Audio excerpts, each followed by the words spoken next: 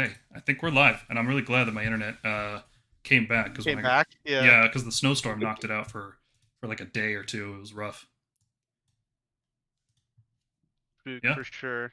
I think we're live. Chat, let us know if you can hear us and if the volume is okay. I'm still paranoid about the volume situation. Yeah, Cody, you wanna introduce yourself here real quick as our special guest for the day? Yeah, thanks for having me on, guys. I'm Cody Saltz from Tallahassee, Florida. I play a whole lot of Iron Jaws, Soulblight Gravelords, and I'm excited for the new Seraphon book coming out. Cool. Right on, man. Just listening to the levels on the bed. Yeah. Yeah, I just remembered I forgot to make coffee before this. Oh well, doing it live. Yeah. Well, our levels seem good. Doing it So live. yeah. All right, Um, Dan, run us through our very special sponsor and friend of the podcast, and actually guest host on the podcast as well. If you guys have seen our Slaves review, Yeah, absolutely. So Kaiju Gaming Lounge is based out of Orlando and run by a great, sponsor of our podcast, of course, and friend, Carl Rohr. Awesome guy, absolute community builder, and he started his shop out of Florida. And Kaiju Gaming Lounge ships everywhere.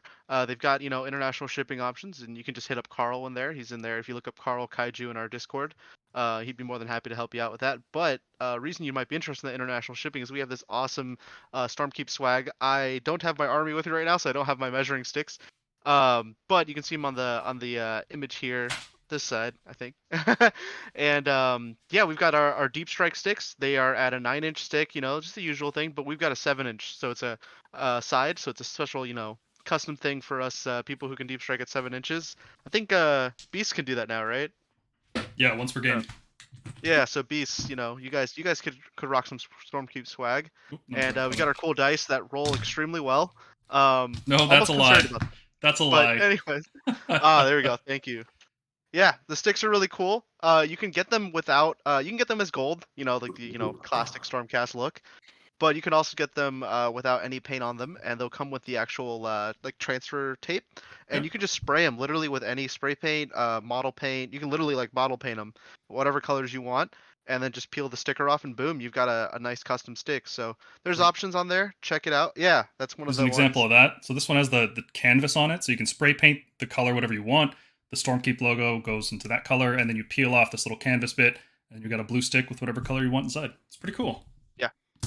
Cool trick from Carl. If you get the clear one, it'll have the canvas on the back. You can do the front one color and then spray paint the entire back something else. It's a really cool effect. Just Yeah. little things you can do. But we just wanted to make sure they were customizable for you guys. But yeah, he's also got a bunch of other, he's got custom gaming tools as well as GW stuff. And yeah, check him out. As you support them, if you use that code Stormkeep, you'll get 15% off, and all that goes towards, supporting us.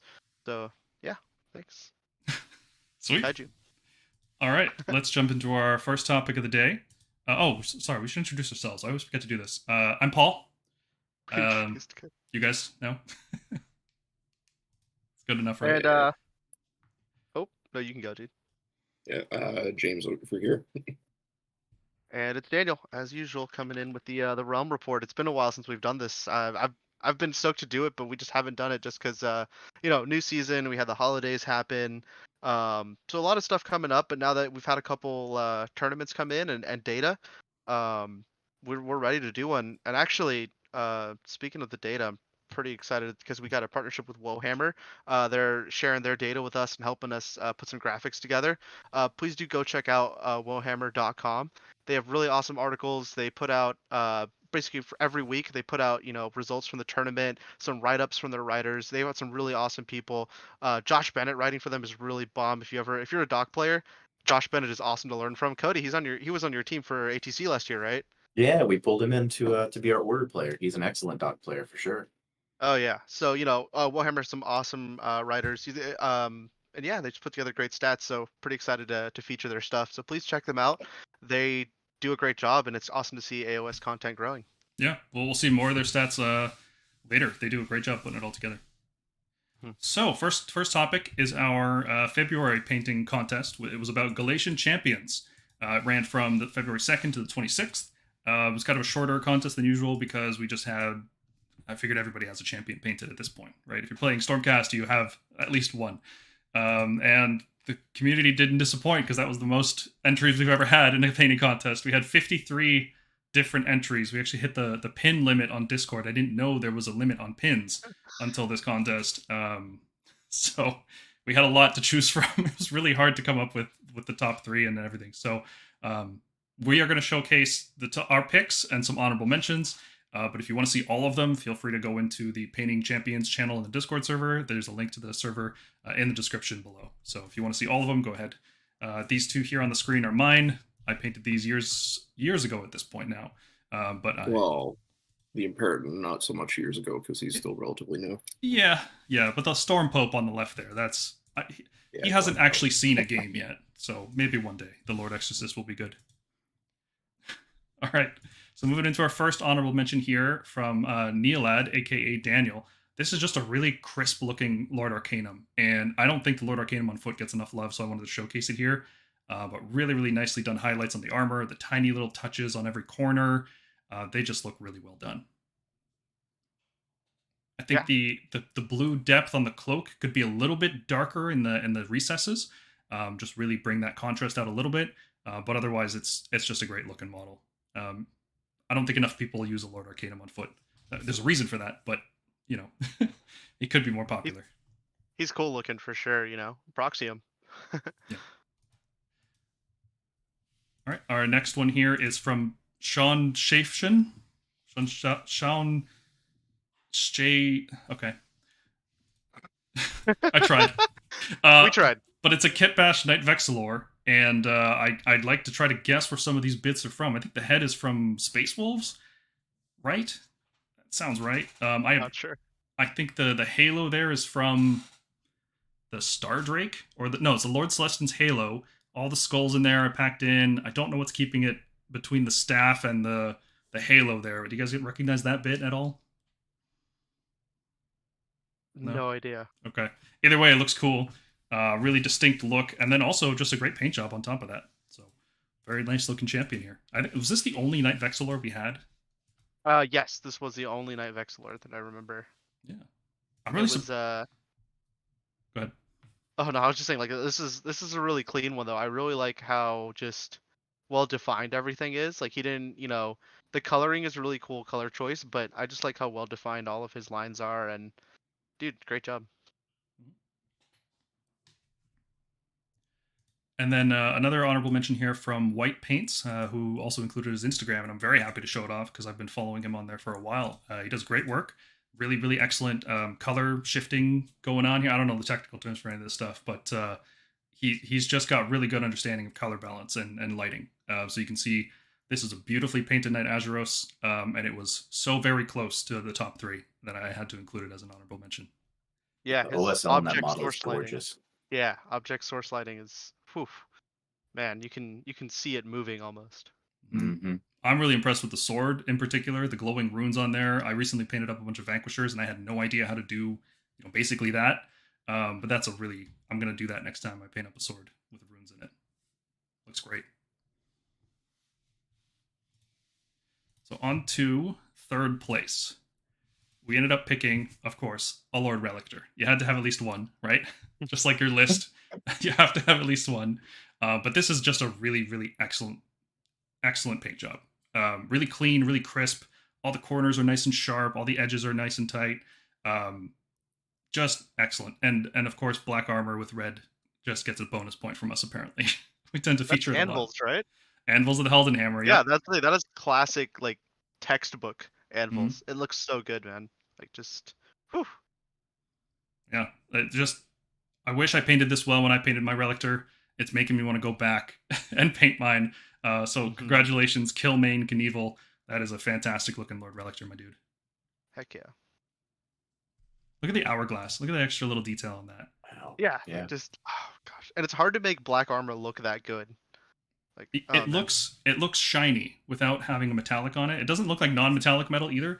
It just looks like it's actually made of metal because the highlights are so crisp. It looks really nice. Mm-hmm. And our second place, I'm going to have to turn off the Discord pop out here to really show off just how gorgeous this model is from YMH.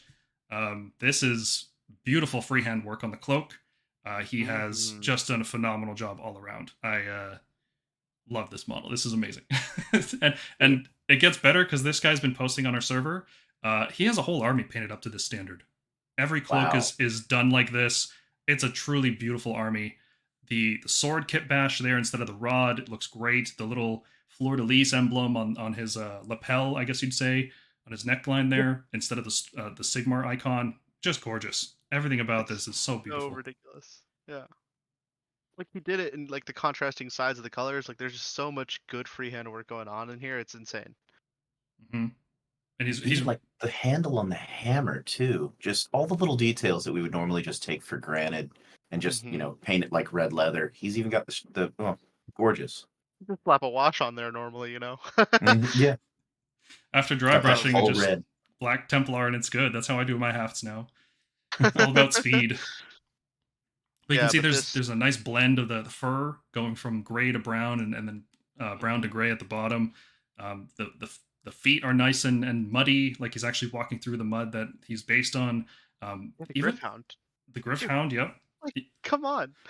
Even the grass matches the palette, right? Like a lot of people tend to go for contrasting bases to their models, but this is all complementary colors, right? So like yellow on the model, cream colors on the model, and then yellow grass as well. So it all ties in together, and it makes all those purple sections really pop. Hmm. And then I'm a sucker for this white armor look when it's done tastefully like this. Like that kind of porcelain almost look. Mhm. Yeah, really well done. Congratulations on second place. This definitely deserves it. Yeah, the competition was tough. Holy Yeah. crap. And then our first place model is by user Vorted, who submitted this Sigmar Wave Azeros, who is just so colorful and so unique in this model space. You really don't see Stormcast painted in this high contrast style very often, and it's done very, very well.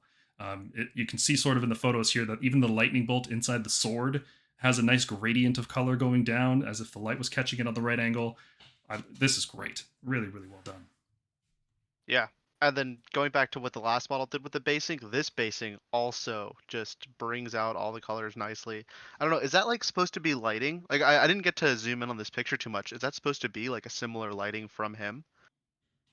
Yeah, there is some OSL from the lantern on him. Yeah, Yeah, that's it looks really Yeah. nice. And you can Yeah. see even the letters in the parchment have like a gradient to them, which is way more effort than I would ever put into painting this parchment. But it's really Yeah, well that done. electric blue. That's incredible. Mhm. oh man. This Yeah, made me want to. This made me want to watch Moonbeam City again. Fantastic, Vorted. So congratulations. We'll be getting in touch with the 3 winners from this competition and sending you guys your prizes as soon as we can. So congratulations to everyone. Really awesome. I'm so glad that we got as many entries as we did. Yeah, this oh man, the competition this time was just absolutely insane too. Like this was tough to get up here. Like that's why like in the honorable mentions, easily any one of those could be winning in a lot of other competitions. So that's bomb, man. Good job all of you, honestly. Okay, we're back. So also we have another painting contest going on right now. I am really hot on Evocators, both the foot variety and Dracolines. I think they're fantastic in this season. And I want to see everyone else's painted Evocators. So that's our March contest. So submit your entries for a chance to win fabulous prizes. I believe this month we have a Star Drake up as one of the prizes. So if you want a Star Drake, just have some really fancy painted models and try to impress us. I'm going to double check that now because I said it live on stream. I'm pretty sure we have one there. Yeah. Yeah. Check into the Star Drake is one of the prizes. So, check the description to get a link to our Discord. Join up there. Post a model with a timestamp, including your username, so we know it's your model. And hope to see everybody's Evocators. Dracolines are excellent units this season. Really, really, really good. I am so stoked on them. Certainly better than the B tier that we gave them after testing a lot. They're good, fitting into almost every one of my lists now.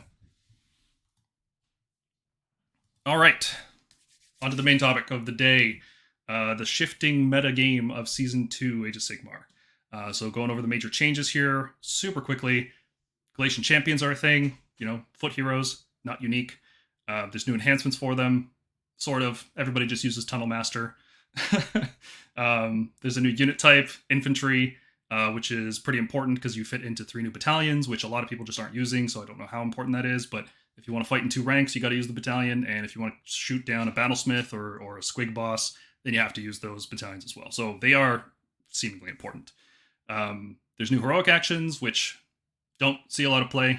From my experience, they're like really, really situational. And then there's other miscellaneous stuff, new realm command, new realm spells, new battle plans, new tactics, and all that stuff. So what has this done to the game? What are the kind of tournament lists we're seeing? How is the game shifting, especially not just compared to last season, because it's been a radical shift from last season, but just from how the game was at the start of 3rd edition. Let's take a look at the kind of list that we're seeing out there. So before we dive into specific lists, you guys have any general thoughts about the season and the first month or so of it? Well, why don't we toss it over to Cody here? He's our guest for the day and Yeah. quite a prolific player in his own right. What do you think, Cody? I think what I've seen is this has fundamentally changed the state of the game. You see high mobility characters and the ability to teleport.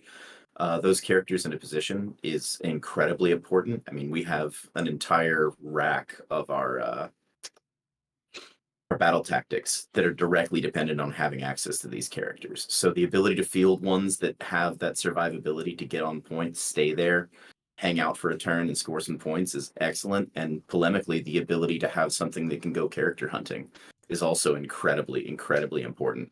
Like you said, Tunnel Masters, just slap it on the character you want to fling at a point just so you can score those quick points. But I think we're definitely going to see a lot more magic this edition than we have in previous editions. We see a lot of those lists popping up. Just because if you're going to have a character with that low wounds, you might as well have some of the utility for it. Factions that can teleport via magic or teleport by other means are also incredibly important.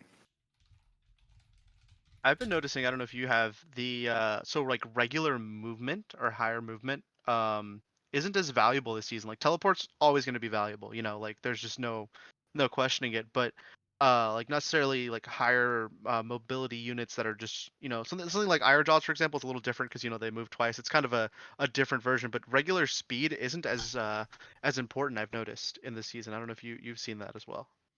Yeah, I think it's more important that you can take hits, or more important that you can take mortals, because you have, like you said, we've got Tunnel Master. We have ways to get to our targets. The question is still being alive, at the end of that combat phase, at the end of that enemy shooting phase, at the end of that turn. So staying powder is really, from what I've seen, the name of the game. Yeah, durability definitely seems more important than speed. Mobility, super important, right? Being able to just leave is always going to be good. But if I had to pick right now, if I wanted, it's actually at the point where I'm using 10-man blocks of Retributors for the first time in Age of Sigmar. This is a unit that the 4-inch move is not that big of a deal. It sucks if you get stuck in a middle of the board with a Castellan Lantern and even Gardas. Nothing's gonna kill that in a turn. Oh, I think we lost Paul. Okay, hold on. Snowstorm might be starting again. No. Oh, okay, yeah. No, what I'm saying is durability definitely matters a lot this season. Being able to stay in the middle of the board after getting there is really important. Yeah, 100%. Gardas has been an absolute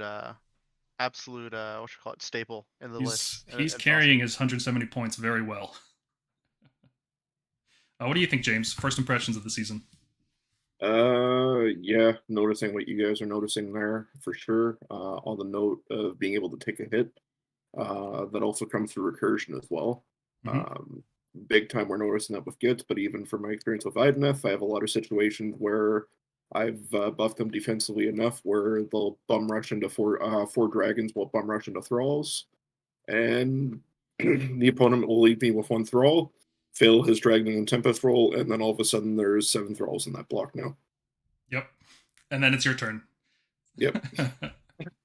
And if you were smart, you pulled such that you could rally immediately. So yeah, it's there's a lot of tricks you can do, man. And rally, well, we can talk more about rally later in particular, but it's very useful. All right. Cool. So that's our first impression. So let's go into some tournament lists. Dan, run us through the first list here. Oh, yeah.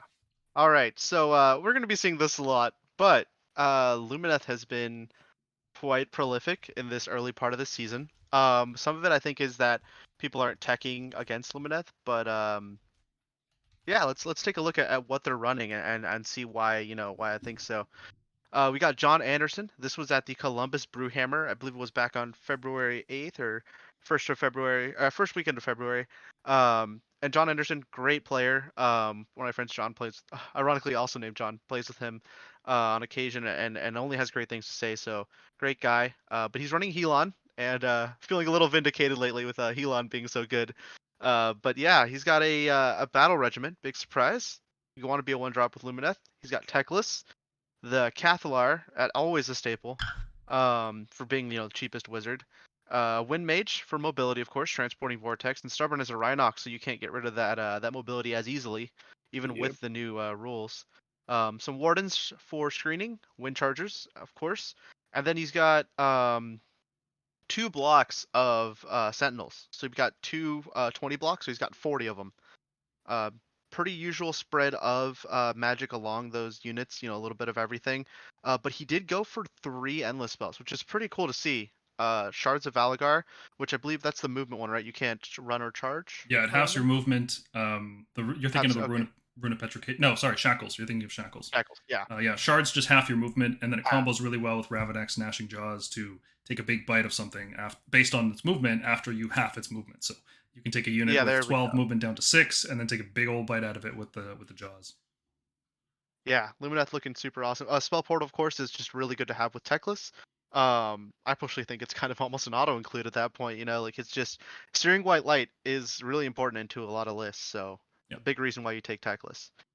Yeah, I mean it's a solid list. It's really good. He brought it to Cherokee, the Cherokee GT as well later on, and we'll see that in the later lists. But yeah, it's a really good list. The smaller block of Wind Chargers, because he's taking Techless, right? We were expecting a little bit more Wind Charger use, but maybe we'll see some more. But seeing Techless and 40 Sentinels, that's that's taken me back a little bit.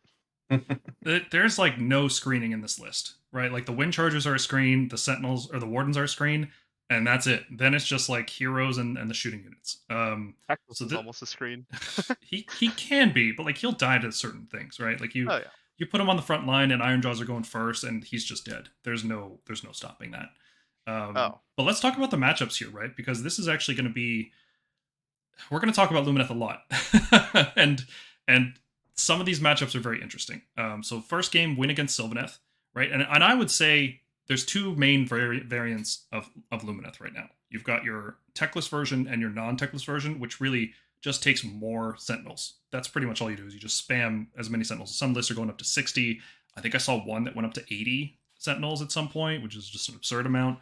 But those are the 2 main variants. And the techless versions have really, really good matchups against some armies, and the other one has really good matchups against other armies. And looking at the matchups here, the techless version does really well against Sylvaneth, because Sylvaneth are great against the non-techless version, which requires line of sight and all the Sentinels. But with techless in the list, he just spell portals and blasts everything every turn. There's no hiding, right? So that's really rough.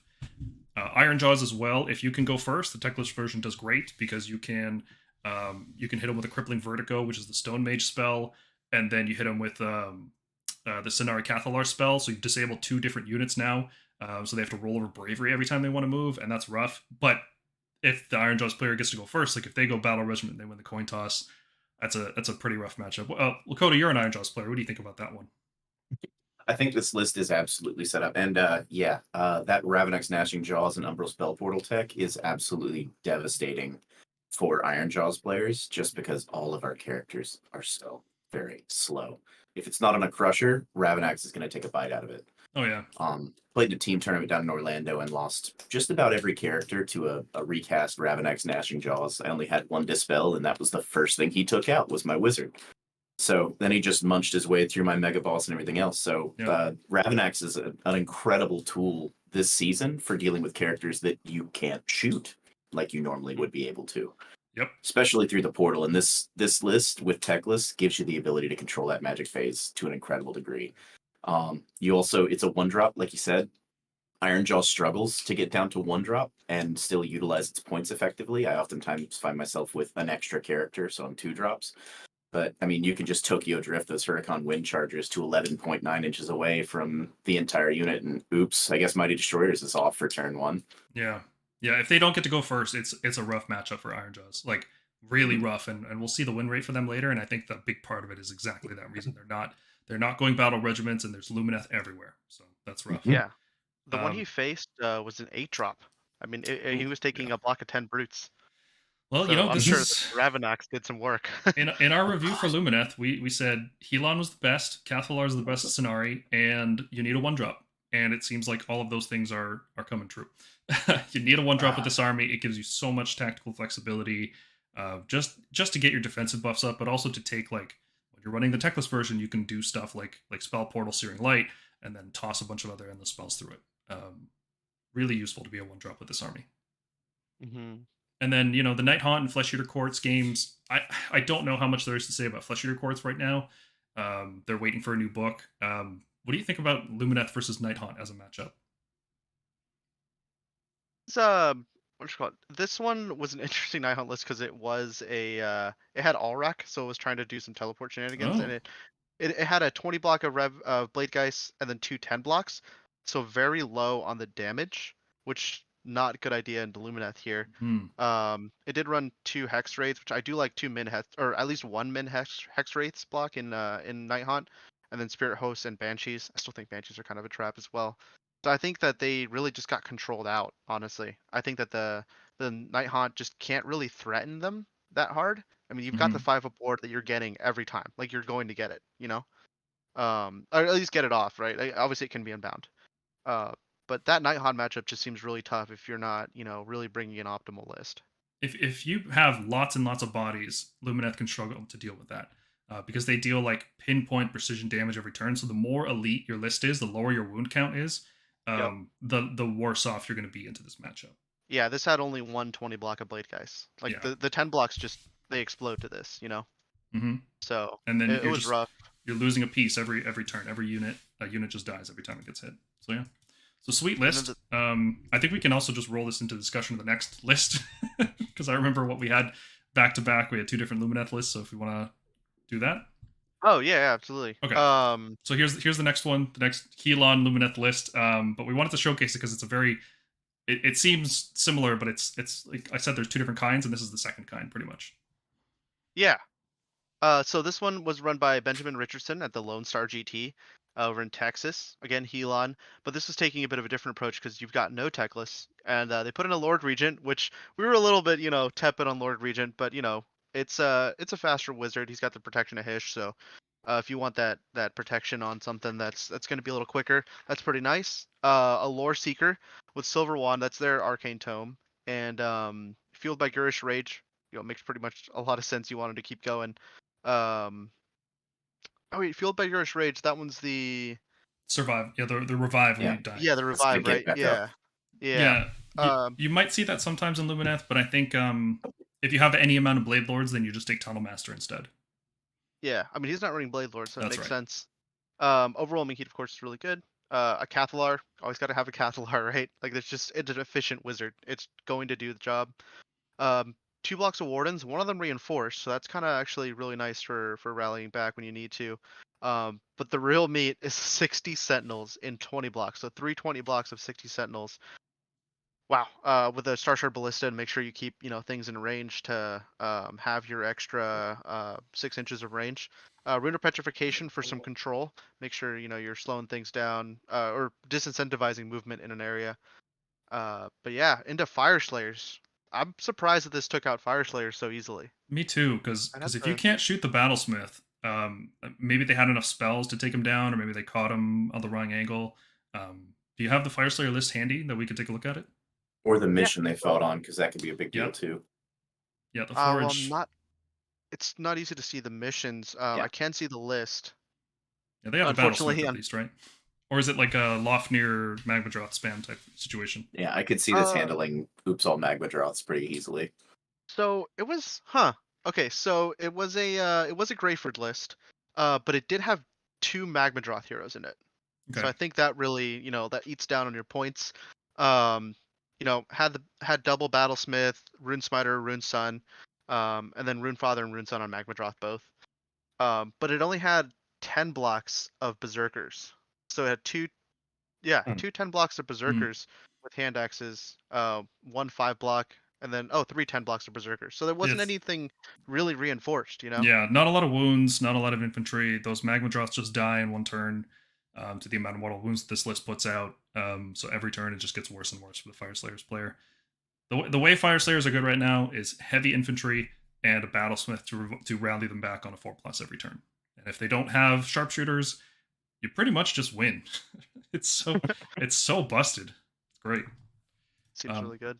So yeah, this one doesn't use tech lists.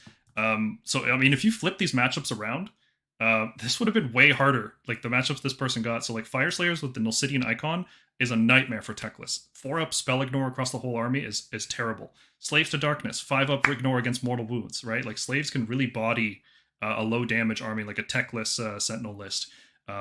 Ogre Maw Tribes can just kill techless round 1 every single time.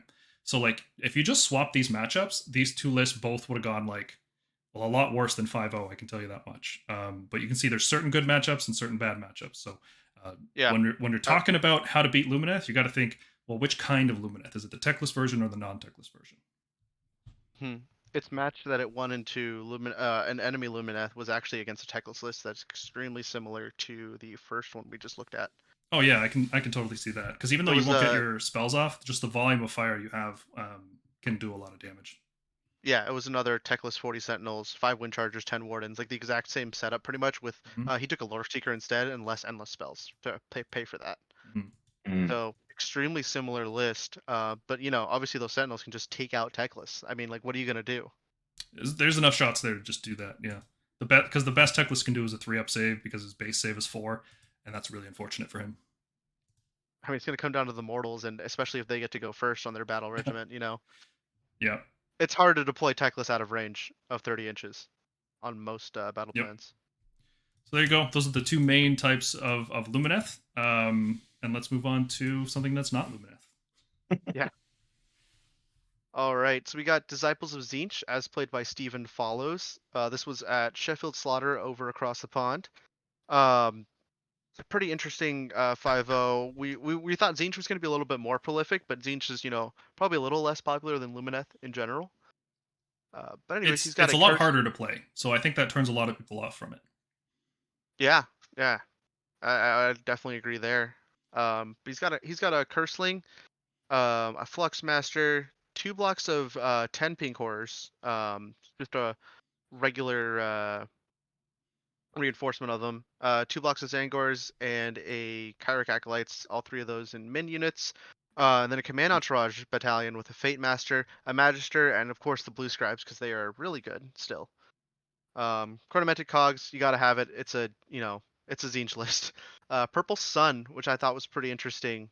That deals quite a bit of or that makes things really awkward for armies to run into, because even the Pink Horrors start to like do some chip damage, ironically, which is kind of hilarious, even when they do hit.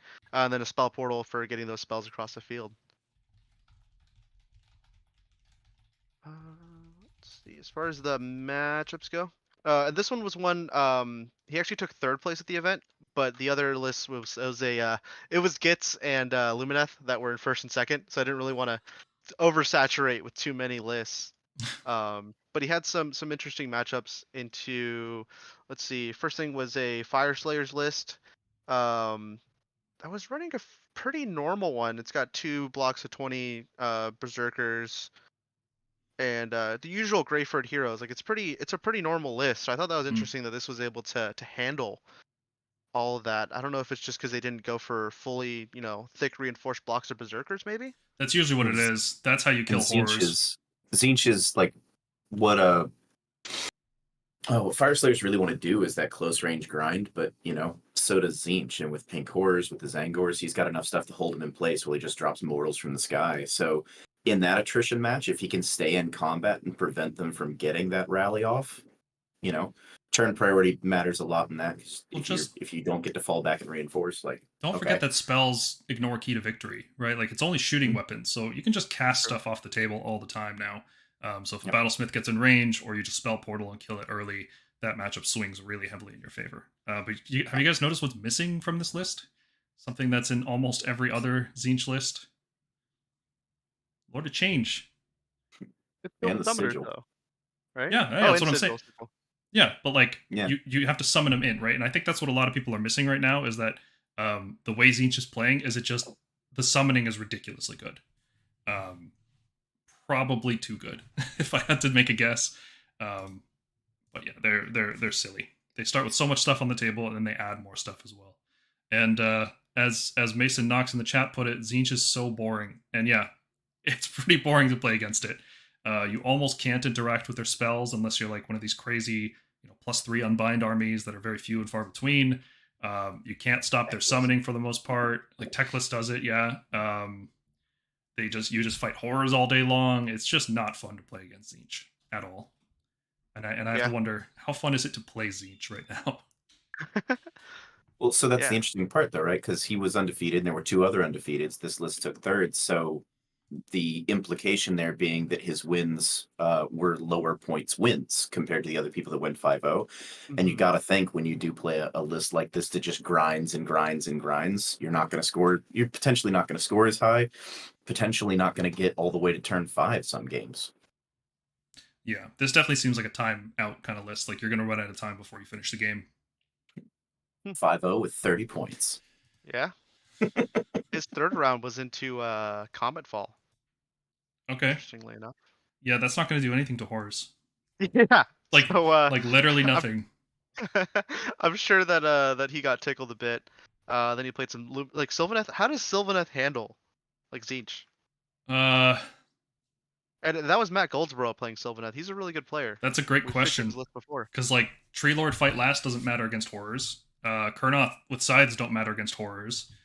They're gonna cast better than you can unbind generally. Yeah, I don't know what Sylvaneth does into them right now. They don't have, without bounty hunters, it's really, really tough. Yeah.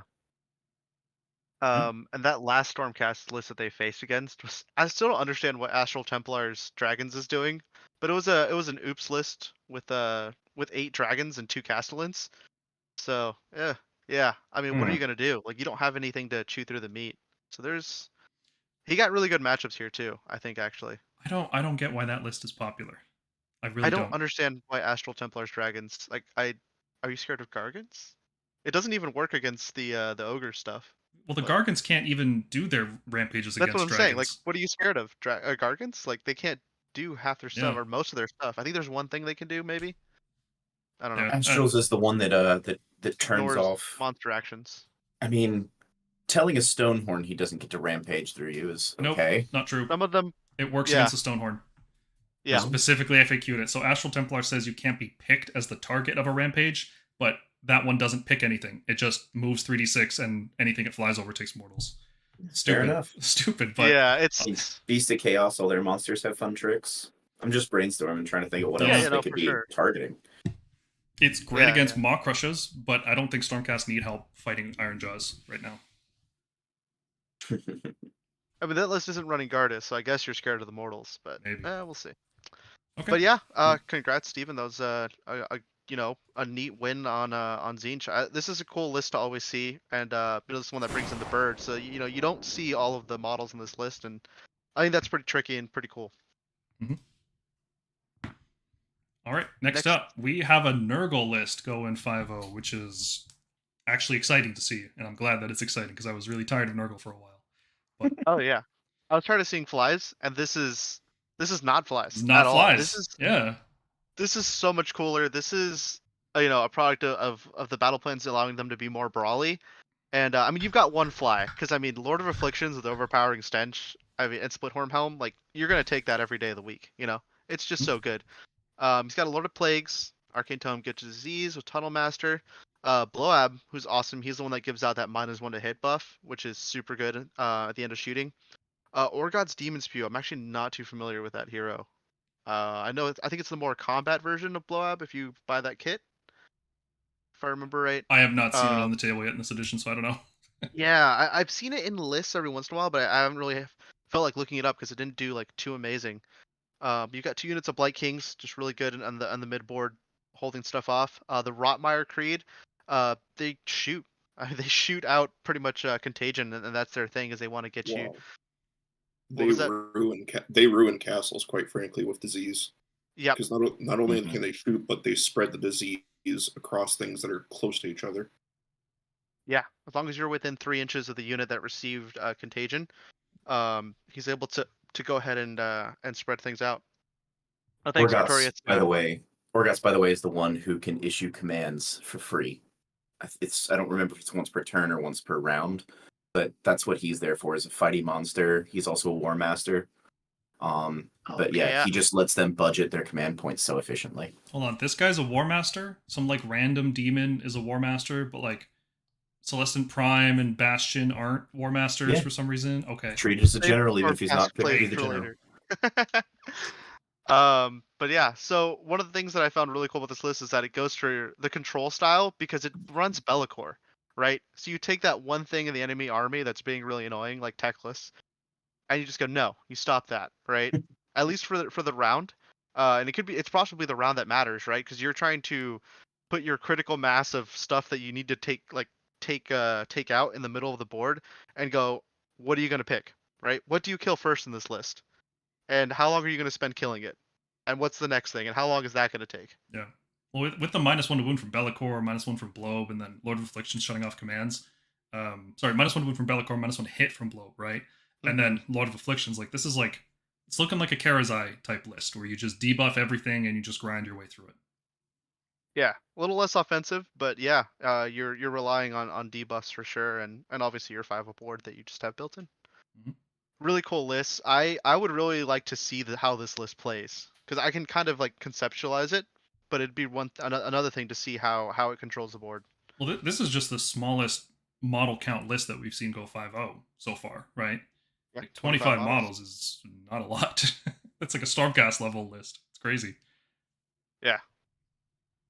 But holy crap, dude! Congrats. That's bomb, and it's just a really cool list. Yep. All right, let's see what Fyreslayers are doing. I'll take this one because I'm an aficionado, let's say. So this is trying to go for the super greedy and the best play ever, which is to use a Galletian Command Battalion with 15 Hearthguard Berserkers, and then a second unit as the retinue for the Rune Father. So the Rune Father can pick a unit to be their retinue. The retinue gets to fight at the same time as the Rune Father, and then with the Galletian Command Battalion, that unit also gets to fight at the same time as that unit. So you have the Rune Father fight, and then you have 15 Hearthguard fight, and then you have whatever other retinue unit you want fight. That's like the super greedy play, but it works. This list then puts in 2 Flamekeepers, and their effect does stack. So every time a model is killed, both of their dice tick up by 1, and then both of them can use their effect that turn. So you can use that effect to countercharge, which is super powerful. Being able to countercharge with 4-inch movement units is really good. Or you can use it to just get +1 damage, which all of a sudden these 30 Volkites and Galletian Veterans are now all fighting you, all doing 2 damage apiece on probably, it looks like 2s and 2s in this list because you've got the Rune Smiter in there to buff them.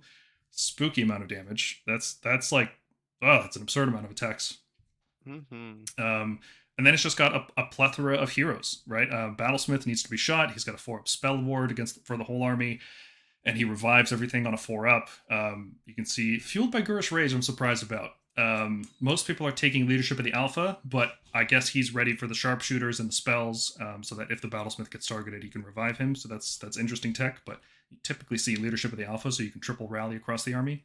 Then he's got a Rune Master with Ghost Mist. Are you seeing this? Ghost Mist. This is cool. This is cool, man. This is the only list using it, too. So if you haven't seen Ghost Mist, it's a neutral spell. Every wizard can learn this from the Universal Spell Lore.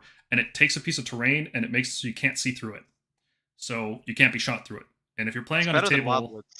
Yeah. If you're playing on a table that has any amount of Wildwoods or, like, terrain that you can't see through, because, like, I know you guys in Florida are doing that right now. You're setting up terrain like that. Good terrain. Adding more of that terrain is really, really good. The first piece is okay. Second piece is really strong. So because it just shuts off so many angles for shooting. And then on top of that, he's got the firewall to lock people into their deployment. So I'm a big fan of the Firewall. I kind of wish he even took Mhm. the Volatile Brazier here instead of the Arcane Tome on the Rune Master. But that's okay. But yeah, solid list. I can see why it goes 5-0. Looking at these matchups, like this just obliterates Night Haunt, right? There's no monsters in Night Haunt. You can't stop the fight first.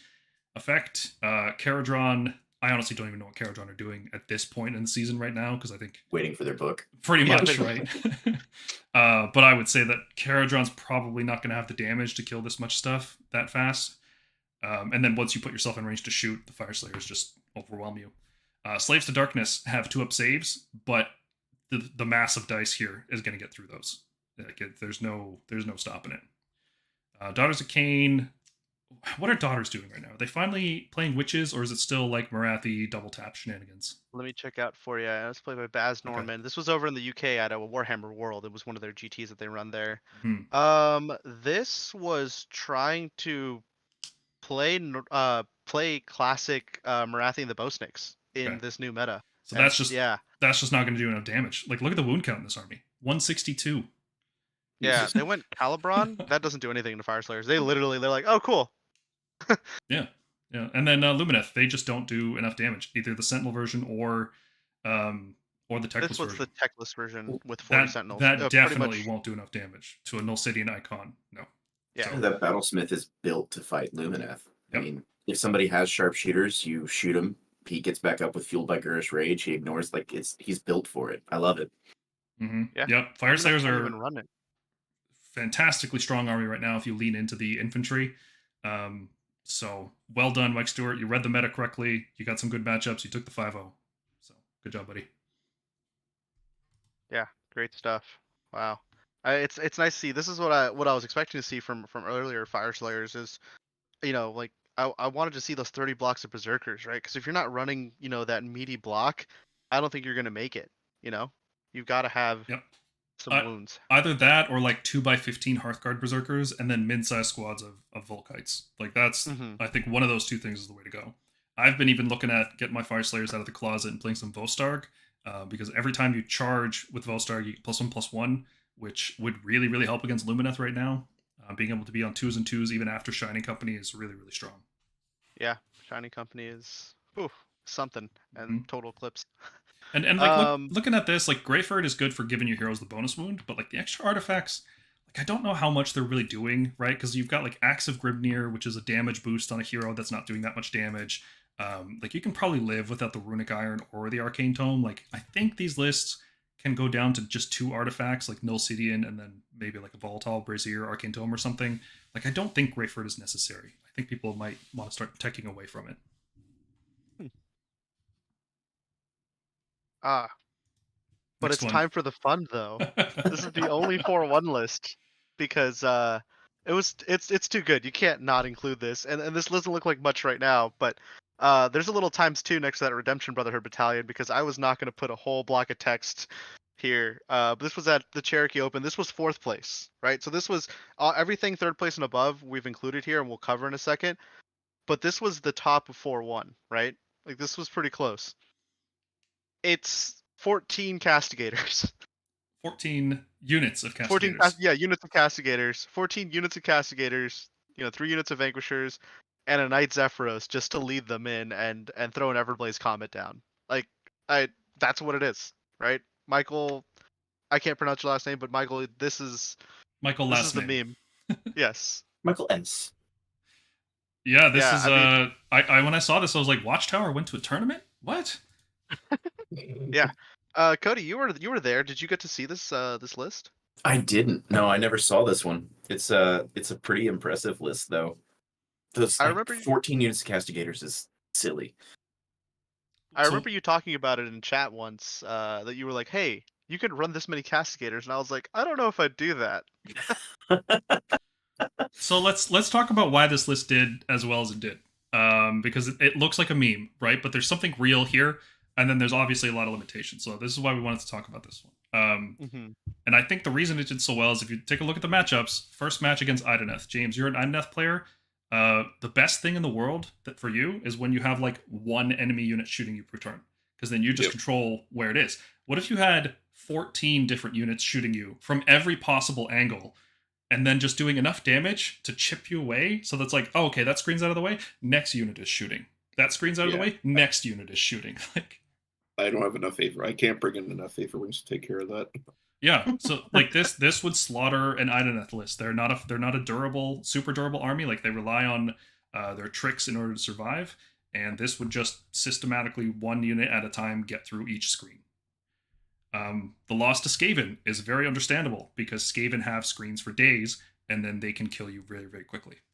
And this was our buddy Zach Shin, who runs Thankful and runs a couple, kind of anti-hordy techs, along with a bunch of clan rats to make sure he screens things out well. He's a real good player. He certainly would have handled this list, but it does take some, like you have to be able to handle this many MSU units, which is not easy to do.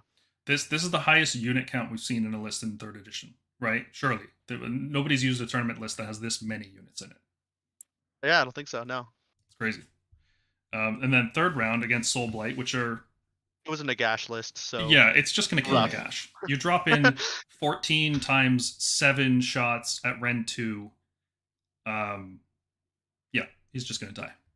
Just imagining the Soul Blight, the Nagash player's list, or his face when he shows up to the table, and this is what's sitting there. It's like, all right, well, game 2. Yeah, go next. This was my favorite one because he went into a techless Sentinels list. Yeah, so techless is similar dead. to the one we saw before. So techless is dead. This one did include. This one was kind of weird because instead of going for 40 Sentinels like the other techless list did, it went for 30 and a ballista. So that like wasn't really doing single as block much. of 30? No. Single block of 20, Okay. a 10, and a ballista. Yeah. Yeah, I don't know if that's enough shooting power right now. I think you need 40 Sentinels. Yeah, and then the last one was actually a Metrica techless. Huh. Okay, Featuring that's a free win. remnants. Yeah, they don't care. They're just gonna pop out a bunch of shots. Not in general. It's not a free win in general, but like the castigators are going to kill techless. You drop that much deep strike shooting and Lumineth are going to die. So fantastic matchups, right? And that's a big part of the game is getting the right matchups, and it is a dice game both in the actual game and then outside of the game. There's a lot of dice rolls involved. So that's why this list did well. There are certainly a lot of pros to it, but in terms of cons, if you, I don't know if this list would kill Night Haunt. That's just the Ren 2 shooting is pretty much irrelevant. You're doing 7 damage per squad. They have a big block of 30, right? You just 5-up ward through it. I don't think it's got that. So you've got the dual mode on those crossbows. Yeah, you give it right? the extra mode. Yeah. Plus 1 hit, sure, but it still just means more consistency. Yeah, it's not going higher than about 7 damage per squad on average, right? Mm-hmm. And then it'll probably be -1 to wound as well, so it'll be on 2s and 4s. It's not Night Haunt would be rough. A regular Stormcast list would be rough. Fyreslayers would be rough. There'd be so many harsh matchups, and it seems like he just managed to play into exactly the things that would die to this list. And that's not to say he's a bad player or anything. I don't know Michael last name at all. I have nothing bad to say about him. I'm just talking about the list specifically. These kind of it is a gimmick list by definition, right? Like Comet Fall is a gimmick bit of a list, skew right? list. Yeah, sure. It's called a skew list. They have specifically good matchups and then specifically bad ones. So I personally don't recommend people playing this sort of list. I mean, if you want to have a great time, you should do it because this would be hilarious. If you like having 14 units of the same models on the table, you could try playing this. I don't think I could ever tolerate that though. I wonder if he to be fair, I'm sure castigators are super cheap. Probably this is a list you could build on the cheap. Yeah, actually, this would actually be pretty cheap to build, ironically. And I just love the wound count. Did you peep that, Paul? 130, 60 models, yeah. Oh man, it's fun to talk about. If it keeps getting consistent results, man, I'd even give it a try. But I don't think it's going to get consistent good placements. I think it's going to catch some people off guard, and then other people are just going to roll over it. Yeah. Zach was able to handle it with his Skaven and probably did a banging job on it. It's cool to see people playing the game in a very different way than everybody else, though, right? Mm-hmm. Everybody else is playing around 10 different units on the table. This guy's got 15, 19 units. Okay, That's just tactically an interesting. It's like a Bone Splitters Stormcast list. That's what this is. Bone splitters that shoot. Nice. Yeah. All right, let's move on to another Helon list. How Lumineth. exciting! So why I did we know, right? include Dan? Why did we include a third Helon list? What is the significance of 'cause this? This one was interesting because it wasn't so Sentinels focused, right? So John is running 20 Sentinels, and that's it for Sentinels, right? But he's got 2 blocks of Wind Chargers, Techless, and then he's got a Cathalar Caligrave, which are interesting because they're both the same amount of points, and I thought the Caligrave was pretty spicy. But he did go 5-0 and get 3rd place here at Cherokee. But he's also running, that big Endless Spells package, which I thought was really cool. So this one kind of wins in a different way, I think, than some of the other lists, because rather than taking another block of Sentinels, he brought another block of Wind Chargers and another block of Wardens. So I'm not, this one just seems more challenging to play to me. And I'm not sure how it stacks up to the other ones. Like, do you think this one is more balanced because it relies less on the shooting? I think this one is more screening. This one's trying to play the spells rather than just having more shots. It's trying to play to the strengths of Techless and just doing damage with spells. Because you can see Rune of Petrification there to reduce movement. Or no, it reduces run and charge, right? Yeah. Yes, run and charge as well as Yeah. doing some mortals. So I think this is... Maybe I'm wrong about this one, but this looks like a worse version of the first list that we saw. I like the first version a lot better. Just more Sentinels, I think, is better. The Wind Chargers are a nice tactical piece, right? I do like having them. The Caligrave, I don't understand the Caligrave here at all. It could just be another Cathalar in my head, and that just seems better. Yeah. I don't know if I can honestly say what the Caligrave does offhand. He has like a he can give up his ground. He can give up his casting to mark the ground, and you have to roll a dice, and it changes depending on the round. So you get +1 every round. Starts at a 4 up, and then goes up to like 3 up on 2. But the bonus of it is you get +1 casting and Battle Shock immunity while you're wholly within 9 inches of the point that you pick. So maybe this one's just telling us that Lumineth are so good that they can play an unoptimal list and still go 5-0.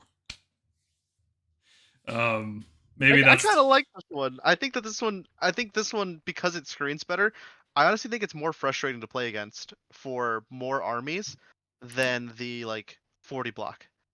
Just because you actually have to try to take a crack at it. Like, if you can get, basically the other lists are really skewy, in my opinion, like a 60 or 40 Sentinels. If you can get into them, then you can pretty much take them out. So you're thinking this is more of a middle of the road approach? Yes. And like Mad Cat Miguel's saying in the chat, he runs something similar because it's more castle-y in the sense that it's actually able to be a castle. Like, sure, the other ones are castles in the sense that there's a castle formation, I'm sure, that happens. But this one, you actually have bodies that can move around, Wind Chargers that are actually quick to go and do things. This is, deal a little bit more mass wounds, if you will. So I don't know. I kind of like this one more than the other lists. But maybe that's just me. I'm used to a somewhat smaller shooting presence in my lists. Maybe. So, one thing I will say for the Caligrave, because I just pulled up its War Scroll, because I wanted to see if I could figure out why. So, its War Scroll spell's pretty good. Erasure. You pick an enemy hero within 24 inches, so huge range, and D3 mortal wounds that hero, and they're marked for erasure. If you target that hero again, the next time you hit them with the spell, it's 2d6 mortals. So the 2d6 mortals probably isn't going to be the reliable feature there. I think what's important about that one is 24-inch D3 mortals. So you add that to the other spells that you're doing that are D3 mortals, and you can start sniping out smaller heroes.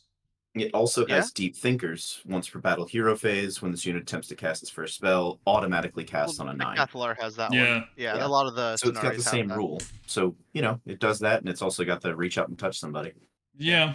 I think it's for the D3 spell, if I had to guess. Just 24-inch D3 mortals. Yeah. This It's looks good. That for taking It's out chip. stuff. This looks like it shouldn't be Helon, like it should be Zytrek, but I think because you put Wind Chargers in here instead of Dawn Riders, you want the bonus shots when you need them. Yeah. I think it's good for the Sentinels too, because Artorias said the same thing. This looks like a Zytrek list, and on first looking at it, I'm like, oh yeah, this would definitely be better as a Zytrek list.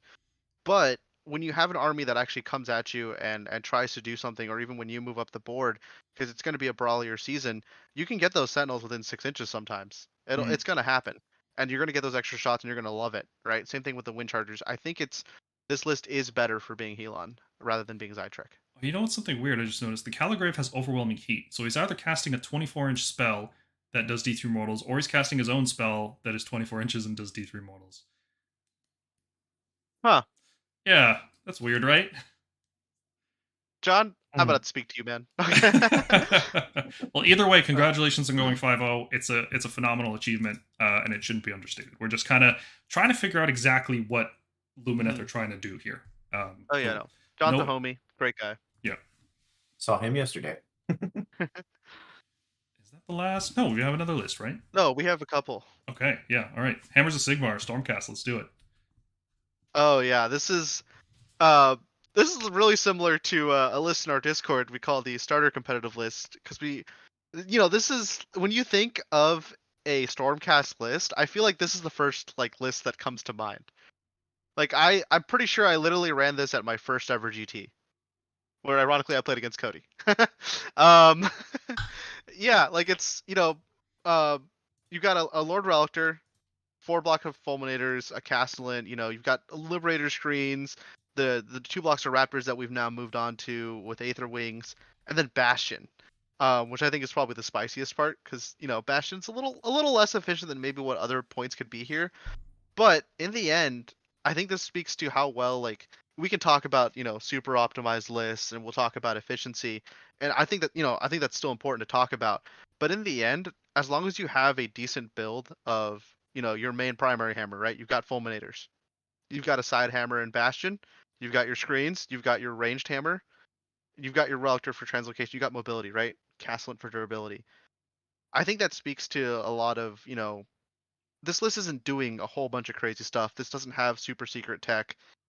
This is a pretty honest list, and it was just played really well. I know Mathew Swinney's a pretty good player as well, and it's not even like a 1-drop. This is a 10-drop. He went for a Call for Thunderbolt Volley. It's such a classic Stormcast list, right? What else can you ask for out of this? I think probably the spiciest thing here is the and I mean this in the best way possible. This is awesome. That the Castellan is the general instead of the Relictor, right? That's probably the spiciest choice besides Bastion. Yep, pretty much. I think bog standard list, man. That's why we called it our starter competitive, because it's the meat and potatoes of Stormcast. Long strikes, fulminators, screens, heroes. That's all you need. Why Liberators with Galletian Battalion? Why not? He had points for it, I guess. Because there's no reason to put them in the Warlord Battalion. Yeah. So just throw him in there. Yeah. He might be someone that values. They don't need to fight ranks. No, they don't need to fight 2 ranks. But yeah, better to have the battalion than not have it, I guess. Sometimes you get into a weird formation, maybe. It could matter, but also you can tell by his choice there, he probably was looking to outdraw or overdrop, I guess. I'm not even sure how to say that one. But have less drops because you get more, or have more drops because you get more information. I know, Paul, you like doing... Oh, yeah. I love counter deploying. I like having 10, 12, 14 drops. That's how I love to play. I think for a list like this, that's more important than trying to lower your drops, honestly. Mm-hmm. And at that point, you can lean in on the Sharpshooters Battalion as well. This is the first one with the Sharpshooters that we talked about. Yes, it is. Strikes, the Thunderbolt, excellent tech for dealing with GC. Yep. It's funny that you bring that up, because it feels like Sharpshooters was made for Raptors, even if the rules don't technically work for primes or whatever, all that discussion. It is what it is. It feels like we're one of the only armies that can use this battalion, right? What other army really uses this that well? Come on, Nighthawk's got those little dudes with the crossbows. I forget they exist. I've been tinkering around with trying to use the Soul Screen Bridge and Reavers in the Sharpshooter Battalion, but with Idenough being a kind of poopy casting army, I don't really see how successful that'd be. Yeah, maybe KO. Can you ally in Lumineth as Idenough? No, but Lumineth can ally us in for some reason. All right. That makes sense, I guess. Right. Yeah, so this list, personally, I wouldn't run Bastion, especially not in this meta. I don't think he's worth using. I think this list does well despite that, right? He's not objectively bad. It's not like he does nothing. It's just he's just not the most efficient choice. I'd swap some Liberators. I'd cut it down to 2 squads of Liberators because you don't need a 3rd battle line. I'd drop them to Vanquishers probably even, and then I'd find some fun points to spend, like a Knight and Cantor to cancel spells. Maybe some Evocators on Dracolines would be a nice secondary hammer. Yeah, there's ways to improve this. Yeah, I mean, like literally, our starter competitive list is change the Liberators to Vanquishers, take out Bastion, and use the points from the Liberators upgrade to make it a Dragon list or Dragon unit, or 2 Chariots. Mhm. That's Yep. literally like what we have in the Discord, and it's 2,000 points, and it just is, it just works. It's solid. Some Stormcast are toxic just good solid. stuff. All right, moving on to our first Gitz list, and based on the poll in the chat, it seems like we should have had more, maybe. Yeah, there was You're right a back, couple. guys. I probably should have added the other one from Sheffield Slaughter, where we had that Helon list, but I just kind of wanted to showcase a 60 Sentinel list, and kind of maybe a list that didn't have as much shooting with John's list, just to kind of show how strong they are, even if you don't run those 60 and 40 blocks. Like Lumineth is still really good regardless. Mhm. Anyways, Gloomspite Gitz, as run by Dale Ervin. I've seen a lot of Jaws of Mork. It's pretty much the go-to. He's running a Fungoid Cave Shaman, just a little guy that, man, so annoying, right? Like just giving you that -1 to save. This model right here, He's this so makes good. all of our heroes just cry at their points value. Like, oh my god. 90 points. Can't draw Mhm. line of spirit. He's like invisible outside of range. He's got a 4-up, feel no pain. Like he just does all the things. So good. Yeah. Yep. Uh, And then Squig Boss, and people are teching to kill the Squig Boss because he's so important. So this one's got Fueled by Gurish Rage, try to survive that. Scragrot, which is in every list because he's 160 points and he's like incredibly good for 160, like unbelievably good. He's perfect. Yeah. oh And then, yeah, he's bomb. And then for units, like it's got Squigs. Squigs are the new meta, guys. New update drop. Squigs are the new meta. It's got a double reinforced block of Squigs, a regular block of Squigs, reinforced Bounders, another reinforced Bounders, and then round it out with Manglers for a monster. And then it can do its bouncy tricks so it can jump over your screens. And then a Marshcrawler Sloggoth. So we'll talk about that one in a second. But why are Squigs the meta? Can you guys sum it up really, really quickly? Why Squigs are the meta? I'll leave it to Cody. Cody, go for it. Okay, so they're cheap, number one. Easy to field. You can get units back from their Loon Shrine, but their ability to explode, like if you deal enough wounds that cause them to break in morale, and they will, because they've got leadership, 3? 3. And they can't receive Inspiring Presence. Yeah, they just went ahead and turned that off. So for each one that flees, I think it's now on like a 2-up even. They think can deal a it's mortal 3-up. wound to 3-up. Yeah, Is it they 3-up? deal a mortal wound to It somebody might nearby. be a 4-up. So We might be crazy. they break early, they break fast, and they just vomit mortal wounds at whatever hit them or whatever else is nearby that you want to hit. Yeah, because that But 9 mortal wound inches. ability is 9 inches, which is It's huge. 9 inches now. Every So- part of that ability got 2-up. better in this new book. So if you're Of course not it's a 2-up. if you're not killing all 36 Squigs to the last one, they will Battle Shock and do more damage to you. So in order to deal with this unit, you have to deal 72 wounds to it, all in a single turn. Preferably not on the opponent's turn, because if they die, then they can be revived at the end of the turn. So that's half the unit gets revived, but it still gets revived. And that's not a problem. I'd say the piece on top of it is the fact that the Squig Boss makes them do mortal wounds on hit rolls of 6. Because if this was just a whole bunch of Squigs charging you, fine. Because you could just save stack through it. But because they do the mortal wounds on hit rolls of 6, they charge you turn 1, they obliterate everything they hit that turn, and then if you kill them in that turn, that's the best case scenario. Like they want to die that turn so that they can be revived and do it again the next turn. They will kill you back. And if you don't kill them, then you're stuck in your deployment because you've got 36 bases in front of you that you have to deal with. So it's a win-win whether you kill them or you don't. So it's really hard to play against, and the fact that everything is so cheap means that you also get a Scragrot, you also get Mangler Squigs, you also get 2 units of 10 Bounders, which are doing basically the same thing as the Squig Herd, but with more rend this time. Very, very strong list, very strong faction overall. I think when we first saw the book, we called it S tier right away, and I think that's right. But can you guys explain for people who aren't familiar with Cruel Boys, because there's maybe like 5 Cruel Boys players in tournaments, what is the Marshcrawler Sloggoth doing in this list? Marshall Slogoth, he's 150 points and he gives +1 to hit for all your units within, I think it's 15. So it's a pretty big bubble, but it's just allied units. So it's everything. Your squigs are getting +1 to hit. It's fantastic. He's a good, cheap little tech piece, and for an army that just happens to have 150 extra points, because why wouldn't they? Yeah, throw them in. Make those squigs even more deadly. Yeah, take a peep over at the points. 1940 points for all this. He's still got and 60 it's still points. 184 wounds. Yeah, like you could nerf the squigs by 10 points, and they wouldn't feel it for this list. It has to be at least 20 points, and that still only takes out, like, I don't know, you could reduce the snufflers. You could actually, the Arachnid Cauldron, only 40 points. I mean, the Arachnid Cauldron is still pretty good. It gives them access to their whole lore. So like that's pretty strong. But like, you know, there's stuff in here that you can cut or change to other stuff. You know, like the Mangler Squigs could become something else. What's really amazing about this list is it's down 60 points. It has an endless spell, and it's still almost 200 wounds. Mm-hmm. And it's reviving on a 4-up at the end of every turn. It's so... And we forgot about the recursion on the squig herders too, because for every 10 squigs, there are 2 herders. And at the end of in the hero phase, for each squig herder in the unit, on a 2-up, you put D3 squigs back in the unit. Now on a 1, one of the herders is slain, but whatever, who cares? Kill a bunch of stuff, refill the unit, and do it again. Yep. Yeah, a very, very strong army.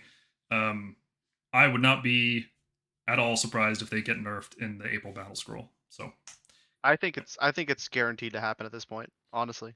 It's just cheap. If they don't nerf squigs, we will rush out a how to counter Gitz video to help everybody deal with this. The only reason we're not working on it right now is because we all think that's just going to get nerfed, and then that kind of shakes up. It's just a point cost thing, really. Like if you cut out the 10 bounders from this list, it actually becomes a really fair list. But this list feels like it's playing like 200 points over what it should have, at least. Yeah. I think Warhammer Peter, who's gave us some data for that, we're gonna check it out in a second, is right. Trouble is, if you want to compete, you have to be able to fight Gitz and Lumineth castles, which is an interesting proposition. Yeah, I mean, look at the list that it fought against. This list handled basically every type of threat this meta has to offer. This is the first one where it's not like, oh well, look at the matchups. Yeah. He got some matchups that were favorable. This is everything. Probably the easiest matchup for it. Like Suns was probably the only matchup that they breezed through. You know. I'm just imagining a bunch of squigs exploding at the feet of a Gargant, just bringing it down at the ankles. Yeah. Well, the only that was a 60 Sentinels list. What does 60 Sentinels do? You know. The silver lining, like 10 mortal wounds. The silver lining is that it managed 10 inches away. Hopefully, they managed to take another Gitz list out. That was also 4-0 at the time. So that's the silver lining here. Well, we're going to see a lot more Gitz, man. They're going to be popular for the next 6 weeks until they get nerfed. Yeah. Probably. The other Gitz list they faced, they made the mistake of not playing squigs. Oh, they played Troggoth. There you go. That's a mistake. You know. Yeah, 2-up saves don't matter against mortal wounds. I honestly think the only reason we don't see even more squig lists than we normally do, or Gloomspite Gitz lists than we normally do right now, is because they're still sold out everywhere. Oh, yeah. It's hard to build the army because you can't get the models now. Slaves of Darkness kind of have that problem. Like, if there were more Splintered Fangs on the market, that's what every Slaves to Darkness tournament list would be. The thing, people don't want to play Splintered Fang, I don't think. Like, people don't buy Slaves of Darkness thinking, yeah, I can't wait to spam this one Warcry unit. They want, like, the big armored dudes with the cool kits. But people want to play squigs. They're hilarious. So this is like worst case scenario where you take a super popular community favorite unit and you just juice it up, and now it's ridiculously strong and oppressive to play against. So one thing I will say is that recently at a tournament I was at, it was Levin versus Carl at the top table, Gitz versus Gitz. Spoiler, Gitz won, but it was heavy on the Stabas that actually won it versus Stabas need to be included, man. The 9-inch, being able to contest objectives from 9 inches away is insanely good. Yeah. Okay. Is that the last list? Or... Yeah, that was actually the last list we're going to feature this time. I didn't want to go too much. Mason Knox asking about the Beasts of Chaos love. You know, they've fallen off just a little bit. They don't have as much conversion to them like Gitz have of people running them. But we did want to kind of hit like I said earlier, the top of the meta a little more, just because, you know, stuff is still settling a little bit. And the next one, I think we'll try to include a more variety of lists. so we can really give you like a snapshot of what people are running in response to all this stuff that we just covered. We'll try to find the weird stuff for the next time. This time around, we just wanted to highlight what's good right now. Yeah, because it's just early, like you want to take a look at what's at the top. How are you responding to it, and then next time we can talk about A month from now, it won't be interesting that Gitz and Lumineth are doing well. It's like, oh, okay, cool, right? It's novel currently. Oh yeah. Okay, so thank you to our friends at Wohammer for providing us all the data that we're about to talk about here. Just to say a few words about Wohammer, they are one of the better websites for discussing AOS. They do very good work over there. There's a lot of websites that I will refuse to name for the sake of keeping good relations that have really lackluster analysis, let's say. And if Morgonk were here, he'd know exactly which ones I'm talking about. But Wohammer does a good job. They contact the players who play these lists. They get breakdowns for if they have questions about them, they'll ask them, hey, why do you guys do this? Why are you doing? They're trying to figure out exactly why people are doing what they're doing, and they're trying to be as informative as possible. So I really appreciate them. So being able to get this data from them has been great, and I hope that we can keep working together in the future. Absolutely, yeah. It was awesome. Like they reached out to me immediately after my last 5-0. Like they're like, "Hey, do you want to give some comments?" And then it's like, "Hey, do you know your opponent? Like, can we get his comments? Like, because he was playing a Gitz list before they were good, and he was my top table opponent. Like, like it's cool that they were wanting to reach out and actually get what do these players actually have to say. And I really admire that effort, and they've been really awesome to work with. So big fan. Thank you guys. We'll put a link in the description later on. We missed it at the beginning, so sorry for that. But Warhammer.com, really easy to remember. Yep, that's woe, W-O-E, not war. Okay, so here's the first graph we're taking a look at here. This is the overall win rate, and Dan, I believe this is just GTs, right? This does not include RTTs. Yep. So it has to be at least 30 players to be included. And then this win rate is actually only showing, so the rest of the stats, except for the next slide where we show the whole meta, but we'll only be showing lists from armies that have at least 20 players that have, actually gone into tournaments. So just trying to keep things a little bit more statistically relevant, even if it's a little tough to keep things statistically relevant in our niche hobby in general. Just trying to trim out stuff a little bit. Mm-hmm. But so we're going to present you guys with a lot of data. Don't take a single one of these out of context. Please, look at all of what we're going to talk about here because all of it is relevant. There's no single data point that's going to tell you everything you need to know about the game right now. 100%. Except for this one. Lumineth are overpowered. 59% win rate. They're too strong. They're winning too many games. Is it Lumineth or Helon, though? It is almost entirely Helon. Yeah. Yeah. Interestingly, though, based on that same thing, you could say, well, Idoneth and Sons of Behemoth are too strong as well, right? But are they? I don't think so. I think what we're seeing here, like looking at these sample sizes, they have a third of the players that Lumineth have. You see players who are really, really dedicated to that faction and do really, really well. I didn't even realize that Idoneth was on here. I thought that they were one of the ones that didn't have enough players showing up. Yep. No. 25. Just above. Same with Suns and Lumineth. I really wanted to show. You guys are probably like, why'd you show 3 Lumineth lists? I really wanted to show. You've got a 60 Sentinel block, a 40 Sentinel block, and a 20 Sentinel block, all doing well. Mm-hmm. Different variations. Tech list without tech list. Wind chargers, no wind chargers. It's all doing pretty well. Yeah. So, yep. There's that. This is the new Gloomspite Gitz, so this does not include any of their previous book games, I believe. And it's over that 55% threshold that is generally considered to be too powerful, right? Like 45 to 55 is like the band where people are like, it's maybe a little too weak, maybe a little too strong, but it's not too much. Gitz, it seems like community perception is matching the stats at this point, where they seem to be too strong of an army. Their win rate is a little too high. Just a little. Yeah. Idoneth, like I said, they have a low sample size, so I would wait on that. Maybe we'll catch them again later. But that kind of a low sample size, it's too early to make any kind of things. Even frankly, 67 Lumineth games is too low of a sample size. Like, I would love it if we could have thousands of games get played, but it's not that big of a hobby. It's not that big. So we're just doing. We don't have that many players. We don't have that many events. Yeah. And the other thing I'd like to point out is win rate, because this goes back to why you can't look at just one data point. This is just going positive win rate, right? Some armies are kind of skewy. And so, if you go 3-2 a lot, like Sons of Behemoth do, spoiler alert, you're going to have a good win rate. But you may not necessarily be like the most 5-0, 4-1 armies. Because I mean, really, you're shooting for 4-1. 5-0 is, there's a lot of chance that goes into that, but so having a lot of 3-2s just makes your win rate higher. This looks more impressive than it may be as well. Yep, and we got some Keep that in more. mind. We got some more graphs coming that'll illustrate that. Yeah.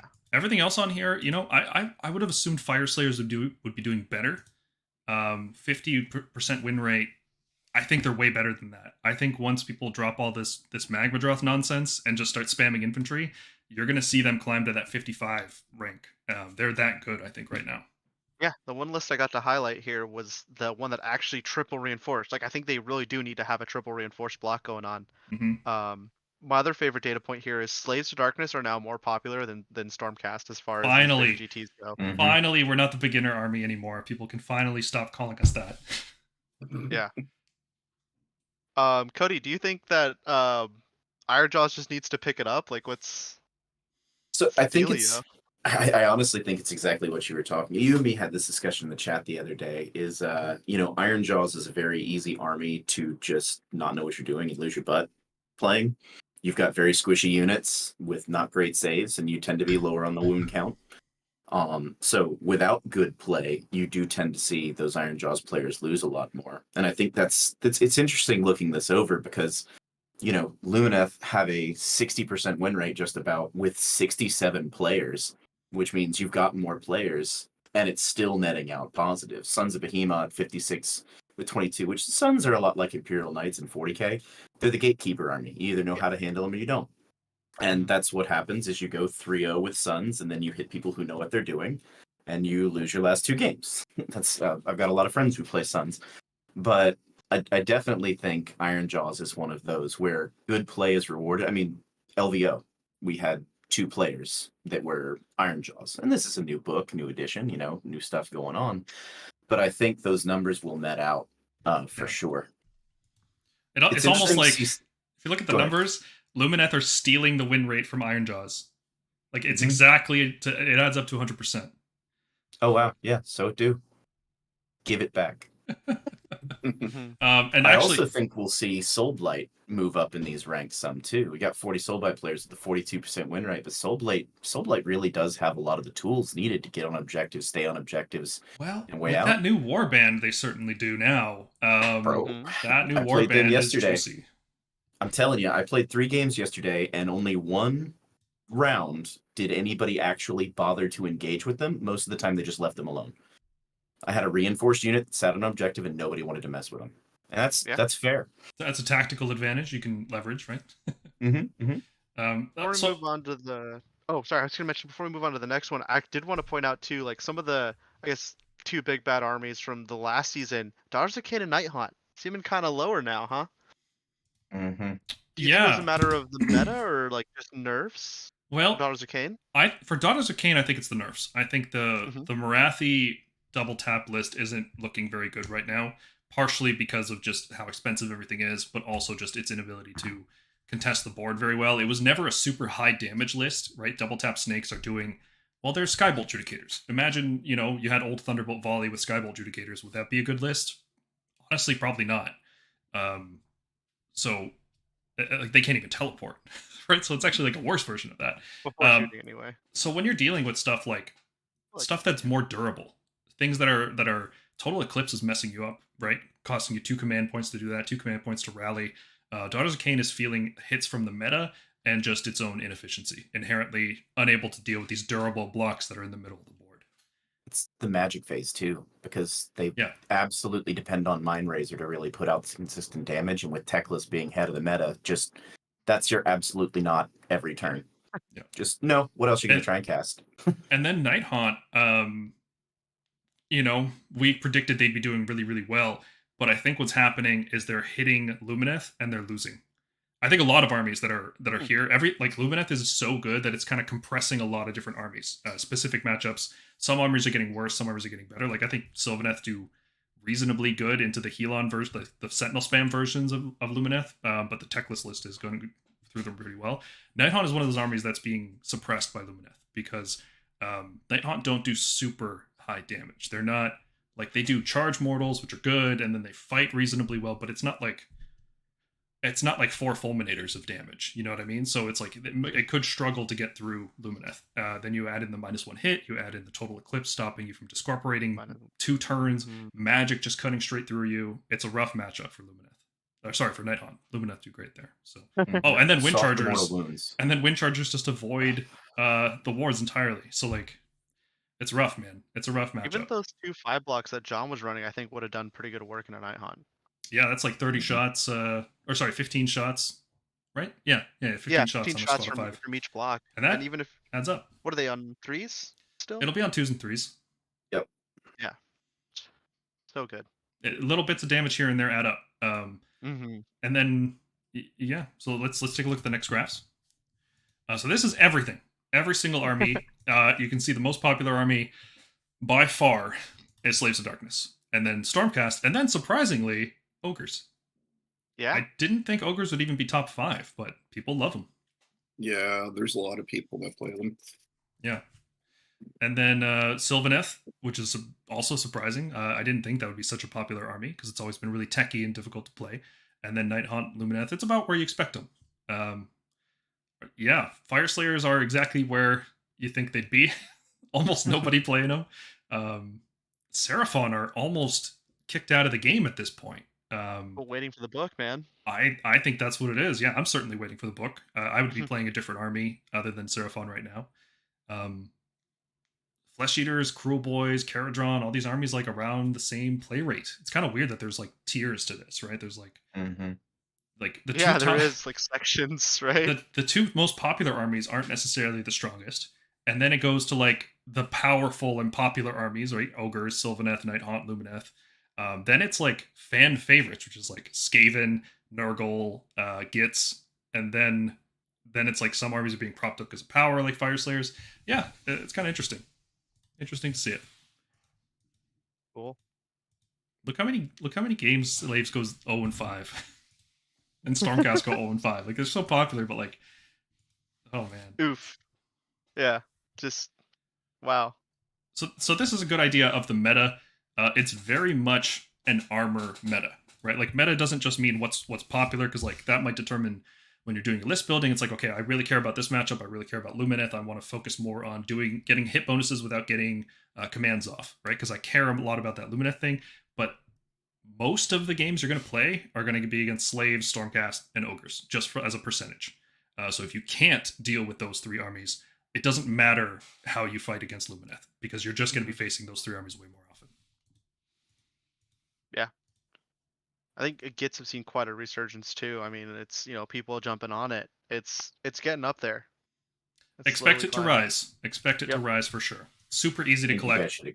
I think you guys should expect Skaven to be on the rise too. Yeah, I think Skaven are kind of sleeper. I don't think Skaven are real. I think that's a lie. They're why your internet keeps going out.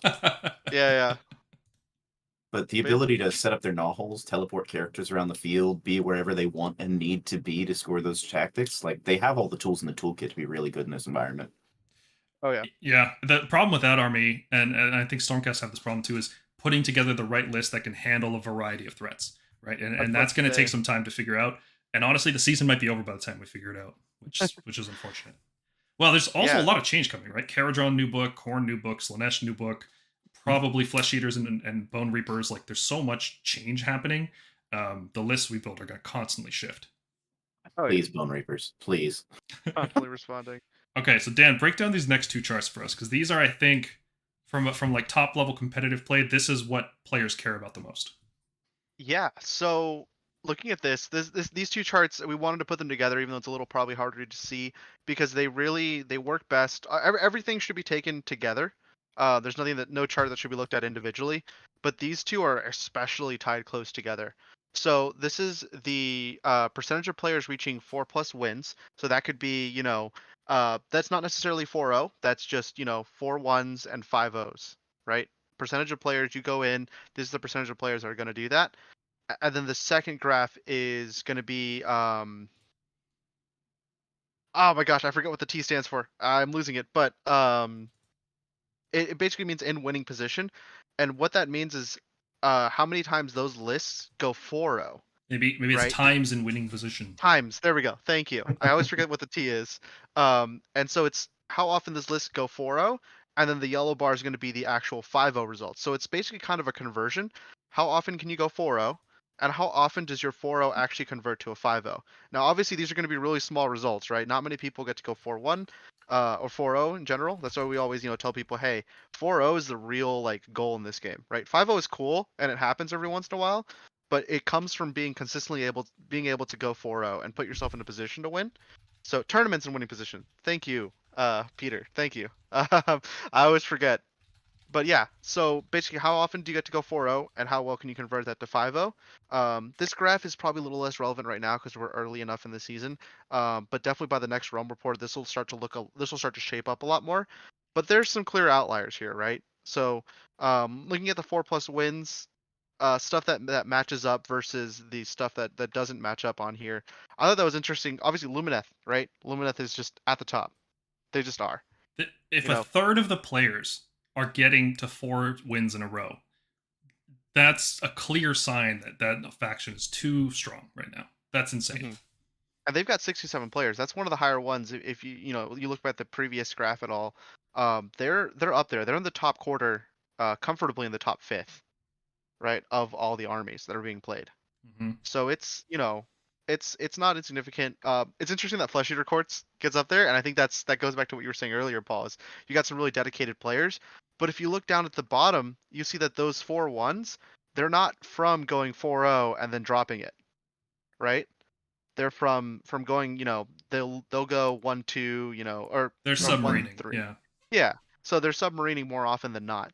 Sylvaneth also. One that people who play it are people who are really dedicated to that play style because it's an acquired taste, right? You've got to know what you're doing, and I think they do really well because of that. It's also not necessarily like the biggest sample size, but they do have. There's 71, small on my screen. So yeah, that's a significant sample size actually.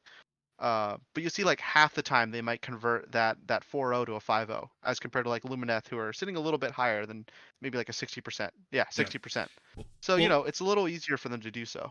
In general, going from 4-0 to 5-0 is the hardest part, right? Like the first 4 games in a row is, I would say, easier to do than the 5th game. Oh, yeah. And you can see factions that tend to be better at that, like have really, really good players piloting them, have the right matchups, have good luck. And it's such a small sample. So looking at the bottom chart here, there's 2 Tzeentch lists that went 4-0 and then 5-0. So you could say, well, they have 100% rate so far, but it's a sample size of 2 players. Yep. So that's almost insignificant in terms of data, but it's still interesting to see it. Yeah, absolutely. And that's why I said you've got to take both of them together and everything together, honestly, when looking at this. But I thought it was pretty interesting to see, especially the Stormcast. We get into 4-0 a lot, and then we just kind of drop it. I thought that was pretty funny to see. But our percentage is actually 16%, which is pretty cool for being one of the higher, the second most played army, right? Slaves is down at 11. That's a pretty big difference, I think. Yeah. And just to answer you guys, not every army is going to be on these, because it's only showing armies that have 20+ lists that have been entered in tournaments at all, and those tournaments had to have had at least 30 players. Yeah, so we're really narrowing this down. Yeah. And there's pros and cons to doing that, but just to let you guys know our methodology here. Yeah. There's no good way to look at all this. There's just no way to track this kind of stuff really easily. But we do what we can, and I think this is still really reflective of what we're seeing, especially with Lumineth. Gitz being up there is pretty expected as well. Mm-hmm. And I thought Suns were going to be a little lower. I think that's kind of cool that Suns are able to achieve that 4-1 more often than you think. We'll see how that moves. I think there's you can start to see if you're a competitive-minded player and you want to if you want to answer the question, what are the strong factions right now? I think you can make a pretty good case that armies with a 15% or higher rate of getting 4+ wins would be considered the strongest armies in the game. Those are the A tier and S tier armies. Mm-hmm. That could be one, and I think putting this together, I think with our next slide actually helps put things into perspective as well. Yeah, let's look at the next slide because this is frankly cool. The one everyone should care about. Yes. This is the best one.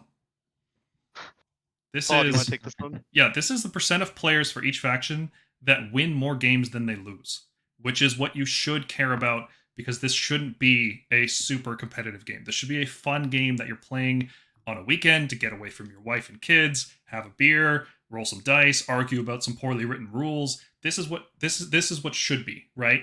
So this is the one we wanted to end it off on. So let's take a look at the just overall win rate of factions that are like your odds of getting more wins than losses.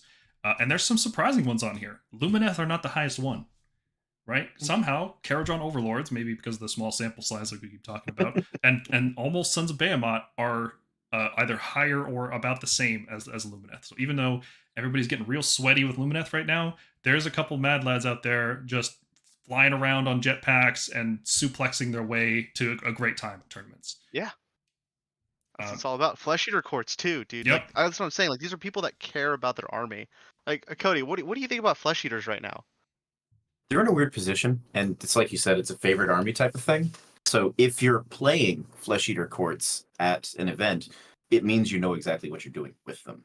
So we've got a small sample size, but the people that are showing up with Flesh Eater courts are Flesh Eater courts aficionados, you know? So I think that has very clearly translated into the data. You'll get 3 wins, you're doing well, and then you hit something that shuts you down. You know, either a really good player or one of these Lumineth lists or one of these Gitz lists.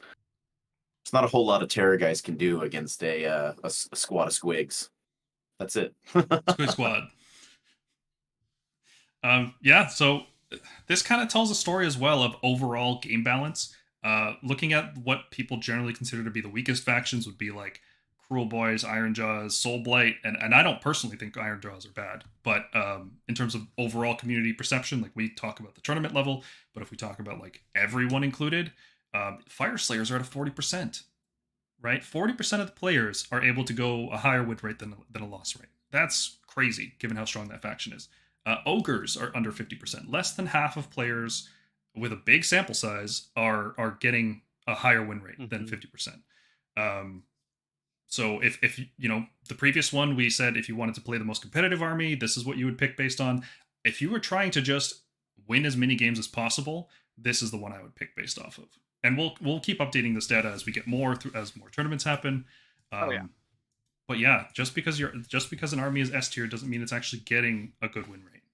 It's very interesting to see that. Yeah, It'll be interesting to see how this. It'll be interesting to see how this data shifts once these new books come out, and how the meta kind of rebalances itself, where those things slot in and fit in, and how they influence. Skaven at 37. Oh man. Yeah, I think ideally we have a meta that's balanced. You know, it's kind of weird, but I kind of think it's okay not to have armies that can actually take all comers, right? Like, you don't actually want to have armies that are just generically too good.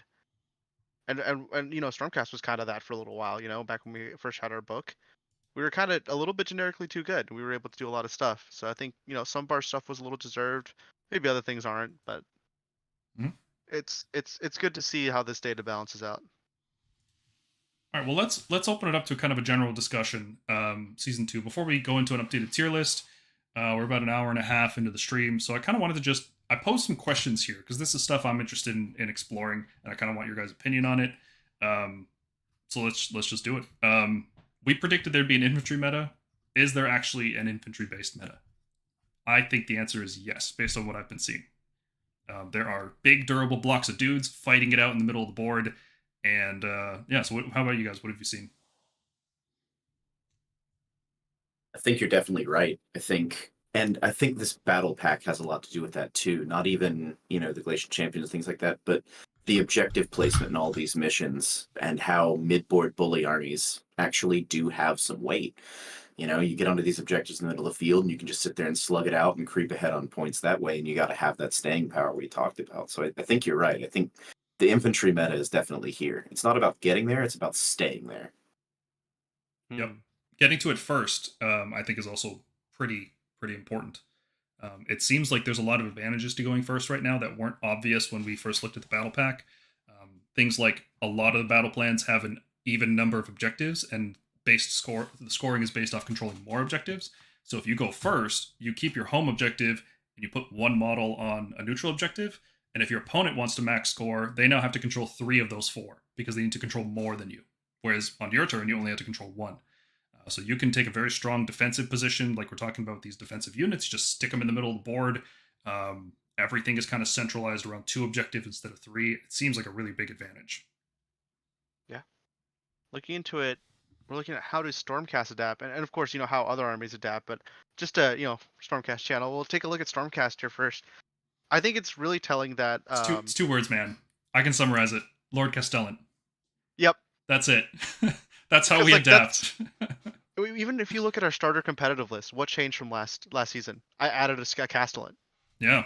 That's like the biggest thing. We take our reinforced melee hammer, and we stick it with +1 save all the time. That can't be denied.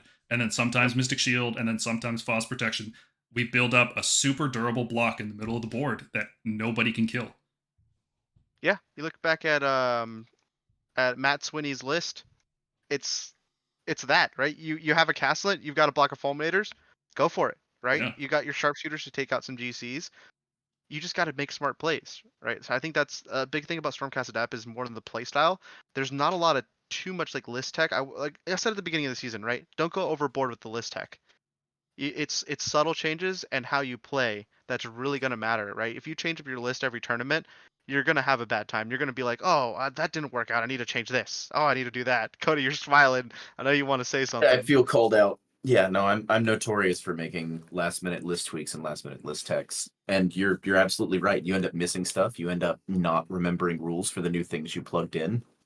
And there's a lot of times in which just going with the list making a minor tweak here or there is the better option. It does translate into better skill in terms of play and more wins. Yep. Mm-hmm. Next thing here is kind of a general question. I want to start a conversation with the AOS community as a whole about certain topics. And one of them is, should we have round 1 priority be determined by drops? And I'm starting to be of the opinion that we should not. And that players should roll off like they do in 40k, and the winner has to go first. Because if there's going to be a significant advantage to going second or a significant advantage to going first, and there's going to be double turns in the game, then it feels like way too much of the game is going to be wrapped up in that like meta game of list construction. Battle Regiment is way too prevalent now. It's always been too prevalent. Every time they add new battalions to try to change it, it doesn't do enough. Even with bounty hunters, right? We saw bounty hunters come in, and it's like, oh well, people just use 3-drop or 1-drop. There's Battle Regiment's too popular, and I think part of that is because players can determine who goes first. And I kind of want to see what AOS would look like without that mechanic if you had to roll off for it. Yeah, I think that it makes a lot more sense to do it that way because a lot of lists sometimes it kind of skews the matchup in a bad way. Here's how I see it. If you build your list around, oh, I need to be able to control the tempo, and if I can't, I just lose, it makes for worse games, right? Because either you're going to stomp and it's going to be a bad time for the other player, or you're going to be kind of a non-factor and the other player's not really going to have a great back and forth game. I think if we try to balance around games having to account for being back and forth. And this is one of the reasons why I actually like double turns. We've been talking with a lot of people in the 40k community who wanted to kind of come over and convert. They're scared of the double turn. I'm like, it makes you have to play differently and have to consider, I can't just run someone over, right? I can't just make a skew list that, wins or loses off the die flip. I have to make something that can handle any situation. Yes, Paul. Sorry, just responding to the chat. Oh. Very handsome display case there. Yeah. Hey, Cody, I saw you reacting here. What's your thoughts on that? No, you're absolutely correct. And I think I was going to mention the double turn as well, is we have this really cool mechanic in Age of Sigmar for rewarding good play. If you don't know who's going next, you have to set up for either scenario. And that makes you think about the game in a different way. Being able to control whether or not you go first just by minimizing your number of drops takes that deployment skill away. I think you're definitely correct, Paul, that if we did have just that roll off that person's going first, well, you wouldn't have these min-max tech lists where it's just shoehorned into a 1-drop battalion and just take advantage of all the magic you can. You would see more list variants. You'd see more creativity in the list instead of just like me. I'm struggling to make my Iron Jaws list 1-drop again because it's the only way I handle tech lists. That's all I got. And is that fun from like a gameplay or even a list building perspective? Is it fun to build lists constrained this much into Battle Regiment? No, it's fairly demoralizing to come up with a list that you really like, that you feel like you'd enjoy playing, that you think would do pretty well, and be like, oh, it's outdropped by tech list, so I've got to change stuff to make it fit. Yeah. Cool. So I'd love to hear some other opinions on it. This is just something we've been talking about internally here. I'd love to hear a very good argument for why, predetermined priority is a good thing. Not predetermined, but deterministic priority is a good thing. I would love to hear that. If you guys are listening, drop us a comment or contact us on Discord, because I'd really like to hear it. Something I want to explore. It's obviously too much for rules change for this edition, but maybe it's something they could do in a future edition. Yeah, I think it'd be something to look at for 4th edition for sure. And from what we've been hearing about 10th edition, maybe they're taking some stuff from us. There's a couple things in 40k we could learn, and I think that both games could benefit. I think it's important that they're both unique games that have different mechanics, but there's definitely some underlying structure of tabletop wargaming rules that could be communicated between the two games that would help both.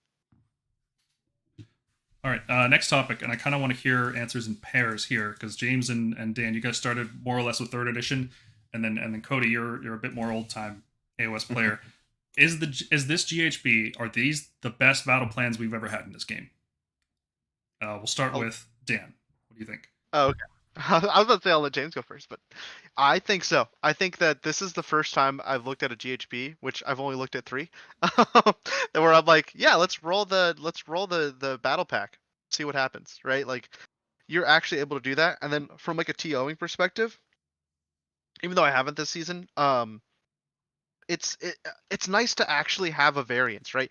You don't have your players, knowing what exactly they need to tech for, because I swear, like first 3.0 GHB, like you pretty much knew what you were gonna get, right? You were gonna get the same battle plans pretty much every time.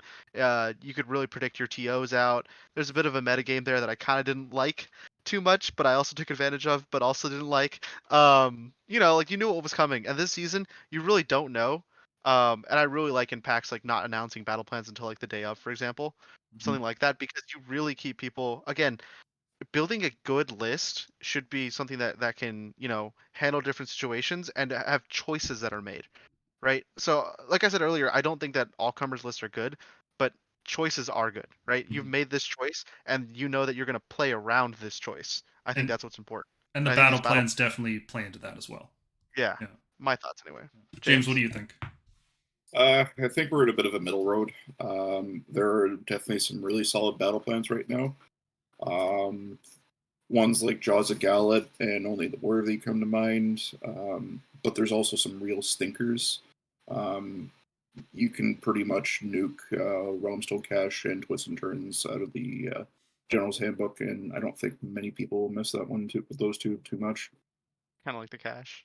I could make an impassioned defense of Realmstone Cache, but I won't. I like Cache. Yeah. Okay. I don't know. That's a fair perspective. Yeah.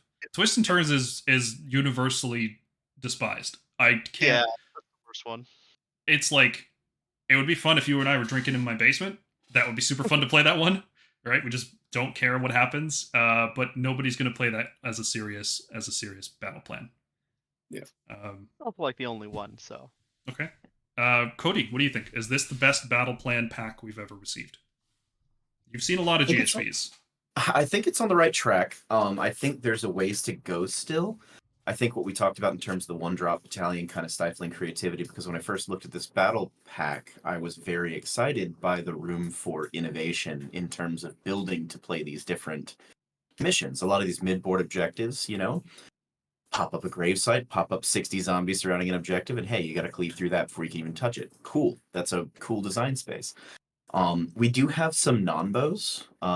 We've got battle tactics that rely on... to clarify, I mean the battle plans, right? Just the maps, not the whole package, just the maps themselves. Okay. So in terms of just the maps, yeah, you're correct. We've got some stinkers. And it's just, for me, what messes with it is not the actual plans themselves, but their interaction with the other parts of the battle pack. So I would say in terms of the plans, we're definitely on the right track. There's a lot of innovation, and there's a lot of really cool plans that play in really unique ways. And that's awesome. Yeah. So I personally think this is the best batch of maps we've ever received. And Cody, you can back me up on this. Every year before this, we had something that stopped Deep Strike, and that was the worst one. or we had something that only leaders could score, and those were terrible. They had a year where only like behemoths could score objectives, and that was a miserable experience. They tried a lot of things, and it seems like they're done trying things.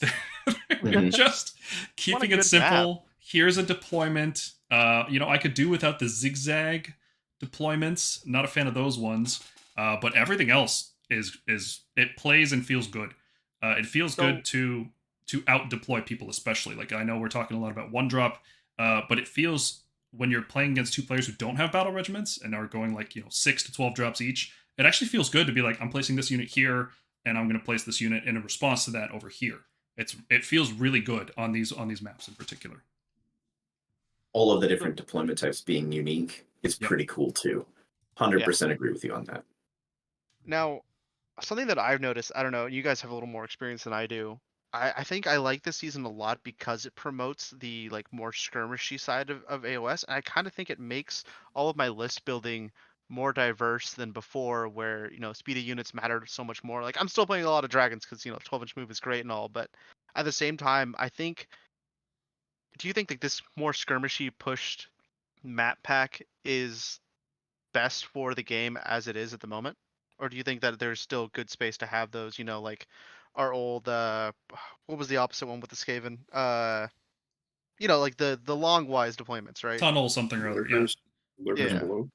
Yeah, like Lurkers Below, thank you. I like that one. I'll defend it at some point. But, I think it's better for the game. It's more fun to interact with your models. If players are fighting each other in the middle of the board, I know that's like a big meme, like, oh, Age of Sigmar is a dumb game, people fight in the middle of the board. But it's fun. It's certainly more fun than like not engaging with your opponent and just getting blown off the board 30 inches away by a super powerful long-range shooting, right? If you tiptoed like your base just a half inch out of the freaking terrain. So like, I think this is realizing their goals when they shrank the table sizes from 4x6 to 44x60. These battle plans are finally realizing their intent was everybody will be fighting in the middle, but there's stuff happening around the middle that matters. I'm getting that impression that it's trying to capitalize on that design finally years later. And there's a diversity. Oh, go ahead, finish up. Yeah. Well, I was going to say it's more interactive, right? Otherwise, people will build lists like, it's fun where speed matters, but it's not fun if speed is like the determinant between turn one charging or not turn one charging. Right? Hero Face Dragon's not good.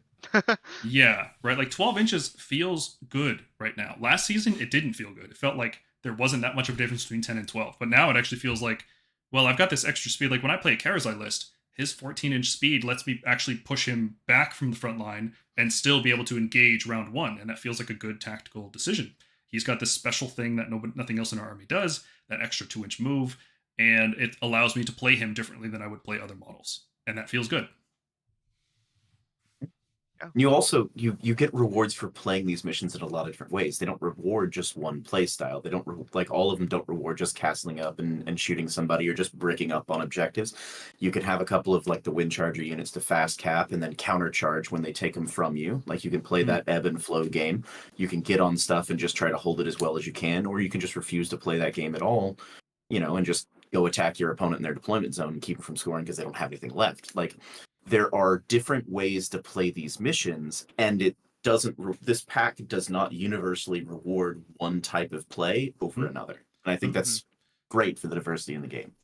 Yeah. Well, here's where it all falls apart. The battle tactics don't. The battle tactics are the exact opposite of what we've been talking about. Everything that's good about the maps, the battle tactics are the opposite. They don't reward playing in different ways. They don't reward building your army in different ways because the tactics are frankly just too hard to do. And they don't support the primary gameplay of fighting stuff in the middle while contesting objectives on the flanks. I am really not enjoying battle tactics at all, even as a concept. Just having to pick a battle tactic right now feels like a chore because I'm going to do, the main 3 that everybody does every game, and then it's just picking 2 for rounds 4 and 5 usually, something that I can reasonably score. They feel awful. They feel like just unnecessary addition to the game. It's gotten to the point where I can reliably score my battle tactics so well, and my opponent can do it so well, that the first player to miss a max score loses. Yep. And I think that's terrible. It's promoting playing the game in the exact same way every single time. I And also feel like it's just bad. if you look at the battle tactics in relation to the plans, what it feels like is there was a team designing the tactics and a team designing the plans, and they maybe didn't coordinate together. Oh, Because you yeah. have a lot of tactics. You just you can't have score. tactics. Yeah. There are a lot of the missions where you just don't have two objectives in your opponent's deployment zone. So you just put that one aside. Can't score at this game. Yeah, like the seasonal battle tactics are not great. There's the looming problem of faction battle tactics, that some armies are complete feast and some are famine. They've gotten a lot better throughout the books. Like I think Caradron, their book has fantastic battle tactics, but that feels wrong. That some armies would have good ones and some would have bad ones, given how swingy and weird the neutral ones are.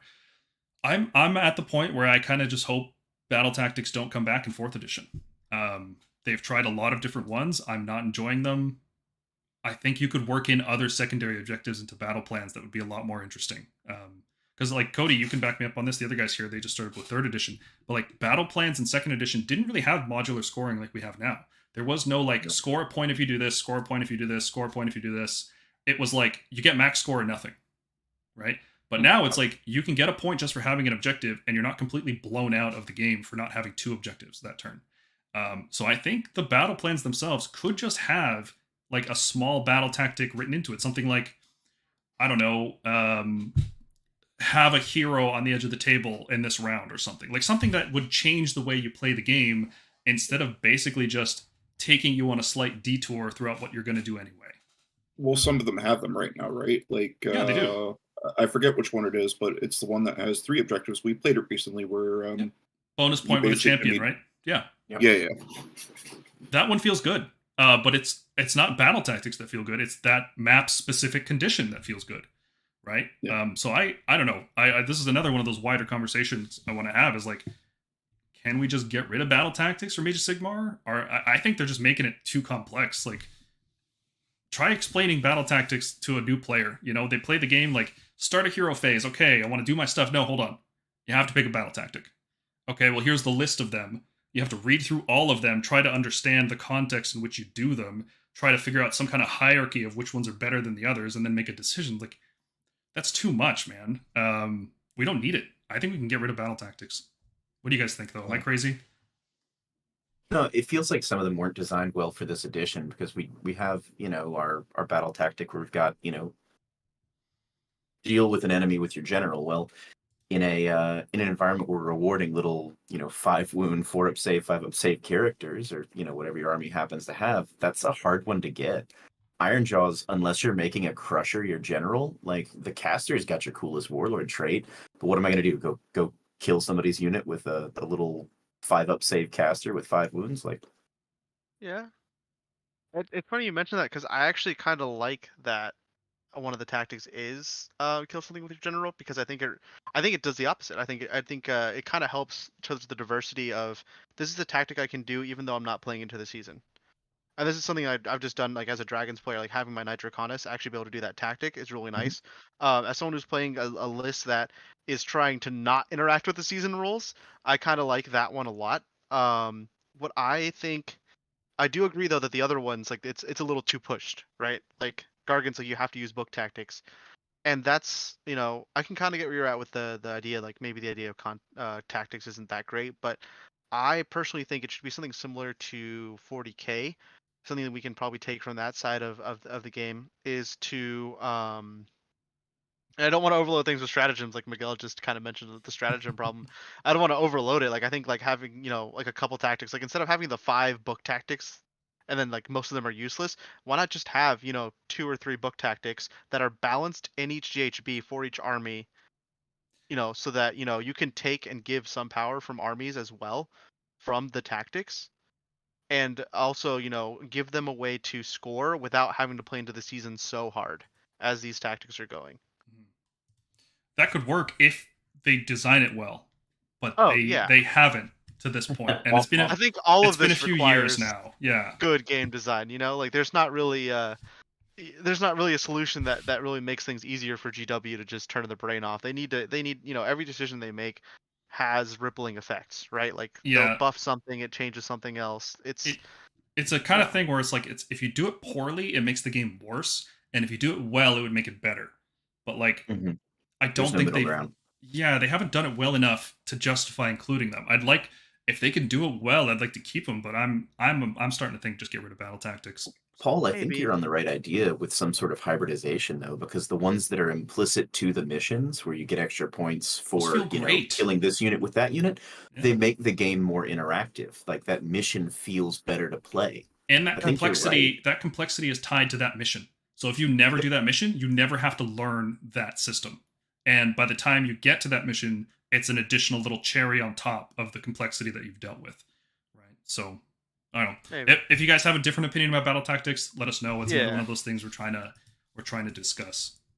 One thing but- I wanted to bring up because Yep. Miguel did in our chat is is changing things up every 6 months stopping us from getting a good read on the strength of factions. 6 months, it's too volatile, I think. And I think I predicted this back when they announced the season 1, and I said like 6 months is probably going to be too much. But I'm totally biased because I was very used to having a full year was a season. Like summer to summer, that was your season, and then small point changes in December, and that was it. And I thought that was okay. Maybe some more point changes, maybe 3 times a year point changes instead of just once. But yeah, I liked having some level of stability, things coalescing around specific ideas. Right now, it's like by the time I finish learning and mastering what's happening in this season, the next season's about to start. Because we know there's going to be another GHB this summer, right? That's not a secret or anything. Mm-hmm. So it's like how much. NDA. Let's say you start playing the game in May, and someone tells you, "Well, don't bother learning this stuff. There's a new season coming in 2 months." So why would you buy models? Why would you paint things? Why would you learn? Why would you even play the game if everybody's going to be playing a different version of the game 2 months from now? It's too much. 6 months is too volatile. I think that matters a Counterpoint. little more if you're a competitive player, but if you Counterpoint. want to get into competitive. Yeah. It does kind of help ensure that we do have more diversity in what we see out there in the field. Because while it does increase volatility and it makes it harder to plan, that difficulty in planning for the meta and not having an established meta, like if we had just the same battle pack for a year with minimal changes, we'd start to see stagnated results. We'd start to see the same things happening. But with new books coming out, new GHBs rewarding different kinds of play and different missions, I think it's good for the development of the game, for the fluidity. It definitely rewards people who have the spare coin. This is not a cheap hobby that we're engaged in. It rewards people that have the coin to be able to pivot, buy new stuff, reinvest, and who have the time to do so. But just that ability of the game to pivot and be more diverse, I think there is a boon there to be had, for sure. Maybe it's like the amount of change is the problem. Like season 1 was such a big departure, and then going from season 1 back to basically standard 3rd edition has been a big change as well. But let's say we went from like the launch of 3rd edition to this season wouldn't have been that big of a change. I could agree with that. Yeah. I can get behind that for sure. I think subtle change is a little better. I think the seasons are good, and I think you might see it as an increase in volatility. I see it as a decrease in stagnation. Like there's always different perspectives of it, and I think that it's all just about a balance. And I think Cody's right. There should just be a balance on it. You just don't change things so much that it does cause that volatility feeling that's just causing a negative experience. What do you think, James? Too much change, not enough change? I think if you're not growing, you're stagnant. So I'm okay with the 6 month change from a competitive aspect. I do see the flaws in teaching new players towards the tail end of a general or a season. Is tires are a little troubling because it would discourage growth at that point. So it's a little counterintuitive. Well, I guess in those situations, if the player's willing to stick around, then they can jump on the hype for the next season, right? Like the hype is fun. I have to admit that is a really big fun part of the game is the whole season or the whole community all at once gets excited about a new thing all at the same time. That's fun because normally people would only get excited about like once a year. And then when their army gets updated, like I don't care if Caradron get a new book. It doesn't affect me. I'm not going to get excited about Caradron getting a new book. I get excited when I get new rules for a new battle pack or a new battle tome. So yeah, because you can explore all the toys that you already have in new ways. Yeah. Maybe you get to dust something off that you've wanted to play that hasn't been good this season, you know? Yep, that's exactly it. I think the fact that like we can really bring out the Retributors this season, like that's bomb. That's Loving it. so bomb. Evocators too, man. Loving And it. Evocators, yeah, Yep. like, and I think Miguel, his original point was a bit more around the balance. Like, isn't enough time to balance things? I think that as long as balance is done on a general power set and not necessarily on like how well can this army handle the season rules. I don't think Lumineth are doing super strong because they have like good GCs or they're able to project their GCs especially well. I think they just actually have generically strong power. For example, They're ignoring the seasonal rules pretty much. Oh, They yeah, just for have sure. a battle Yeah, that's the regiment. They don't care. They're just doing the Lumineth thing. yeah. Well, Like the okay, list so doesn't change next season. on the topic of the seasonal rules, how often do you guys use the realm command and the realm spell? Because I've used them exactly once each, and I was underwhelmed by both of them. Never, not even once. I love Spell? the new realm No. command. Go ahead, James. I was going to say I love the new realm command. It's great Second. for prolonged combats, and with my thralls, I just turn them into fucking meat saws at that point. It feels good when you have like infantry fighting infantry and you have like big spread lines, and then whoever can activate that command can do a lot more damage. That feels good. But like if you have like you get hit on a flank, you're not going to activate the command, right? Because then you just can't pile in. So finding the opportunities to use it feels good. I will say that, but they almost never come up for me, unfortunately. Again, speaking from the Adnet perspective, it feels great when I have everything lined up to just make those thralls into a Death Star at that point. I get the re-rolling ones through the Thrallmaster or the exploding sixes. And then, oh, hey, I'm already in position. Let's just crank up the number of attacks I'm going to do onto this big blob of 3 wood models, right? Yeah. How about you, Cody? It's definitely one that comes into play a lot more in the armies that do like to get stuck in. Idneth, I can see you guys surrounding something that's a hard armor target and then just popping that to get those last couple of wounds through. Yeah. That's how I was able to bring down Gotrek with the Askergon yesterday. Was just I had him surrounded from the combat he charged me, passed turn to me, pop the ability, and just all right, now you're done. So it definitely is something that's very, very useful in terms of grinds. I can see like more elite armies having more use for it because they'll have the infantry that don't get wiped immediately. But if it's you versus another player and it's just beating your heads against each other, they can be absolutely key in who actually turns that combat first. Okay. That's good to hear that they're getting some use, because I was starting to think they would just get ignored, like so many other realm commands and spells. Yeah. Sorry, Stormcast don't get to use rules. It seems to be definitely an army dependent thing for sure, more than anything else. All right, well, there was a couple other things I wanted to cover here, but we are doing great on time. So let's move on to everybody's favorite. We are going to talk about an updated tier list. So I'm just going to turn this on real quick here. Boop. There we go. And you guys can just follow along with the stream, because I can't share the screen, unfortunately. So, all right. I guess we'll start with the S tier. Lumineth have to be in there, right? Mm-hmm. No contest. Yep. Gitz, no contest. I don't think there's an argument that they're anything less than S tier. And Disciples of Tzeentch, I think, are still worthy of a spot up there. They're doing very, very well. They are very impressive right now. Anything else you guys think should be an S tier with these? So our classifications are like S tier is like consistently going 5-0 as consistently as possible. A tier is like you're going to go 4-1 if you're a good player and you have a shot at 5-0 pretty regularly. B tier is like you're going to go 3-2, you have a shot at 4-1, sometimes 5-0, that sort of scale. And then that goes all the way down to F tier where it's like you're that guy on the graph who had the 0 wins. So I don't think that there's any F tier factions right now, for the record. Should anything else be an S tier? Is there an argument to be made for like ogres or Fyreslayers or anything like that?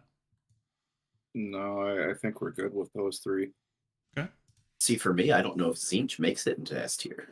Okay. Really? Because you see Gloomspite Gitz, you see Lumineth, like they win a tournament, the 5-0, you get it. Like, okay, cool. But for Tzeentch, you don't see them cross that finish line nearly as often. I mean, if we look at our own data, and admittedly we have pretty low sample sizes for some of this, like, yeah, Disciples of Tzeentch are up there with 59% on the 3-up win rate, but then when we get to percentage achieving 4-up wins, it drops down to 15.4%. whereas Lumineth and Gloomspite are consistently still at the very top of that conversation. Okay. So they definitely still have above a 50% win rate. They're at 54. That's really solid. But I would put them more in A tier personally. Okay, so something like top of A, bottom of S, somewhere, some nebulous space in between them. Yeah, they get the A plus instead of the A minus. Okay. They're like could top over. Sure. Mhm. Okay, that's understandable. Let's slide them down to top of A. I think that's a pretty good argument that the data currently isn't supporting it, but it could shift, right? Because if let's say Lumineth are keeping Tzeentch out of the top of the meta, if Lumineth get nerfed, Tzeentch doesn't, then they just slide back up. Agreed. Yeah, 100%. Okay. Let's talk A tier armies. Let's just throw out some ideas here. I'm going to do the first one. It's not going to be a surprise. I think Fyreslayers are A tier. Yep. I think they're also like really, really good, like top of A tier. I think like up there with Tzeentch. They're really good. The only thing holding them back, first of all, people still using magma droths. Cut that. Stop it. And the second thing is other people using monsters. So they're getting checked, not being able to use their fight first ability by armies like ogres. The Stonehorn charging in can do a lot of damage. Their Battlesmith is still dying to spells, which is really rough. There's a few things checking them, but most armies are going to really struggle with Fyreslayers. So I think top of A is a good consideration for them. No objections? Yeah. Okay. I would definitely agree. I put them in the same category as Tzeentch, where it's if you see that show up, all right, this is going to be a rough match. But it's not like, oh my god, all right, well, my game ends here. Okay. Taking nominations for other A tier armies. What do you guys think? Or should we do this army by army? What do you think? How do we go army by army? I think that's a good idea. That's easier. All right. Yeah. All right. So Flesh Eater Courts. I think we put them in C last time. We kind of bumped them up a tier, but I don't think it's actually panned out that well. So my impression is that they're a D tier army. They've been able to 4-1 pretty well, even if they've been submarining it. Okay. That's an argument for like a C. Yeah, that's why There's I think C.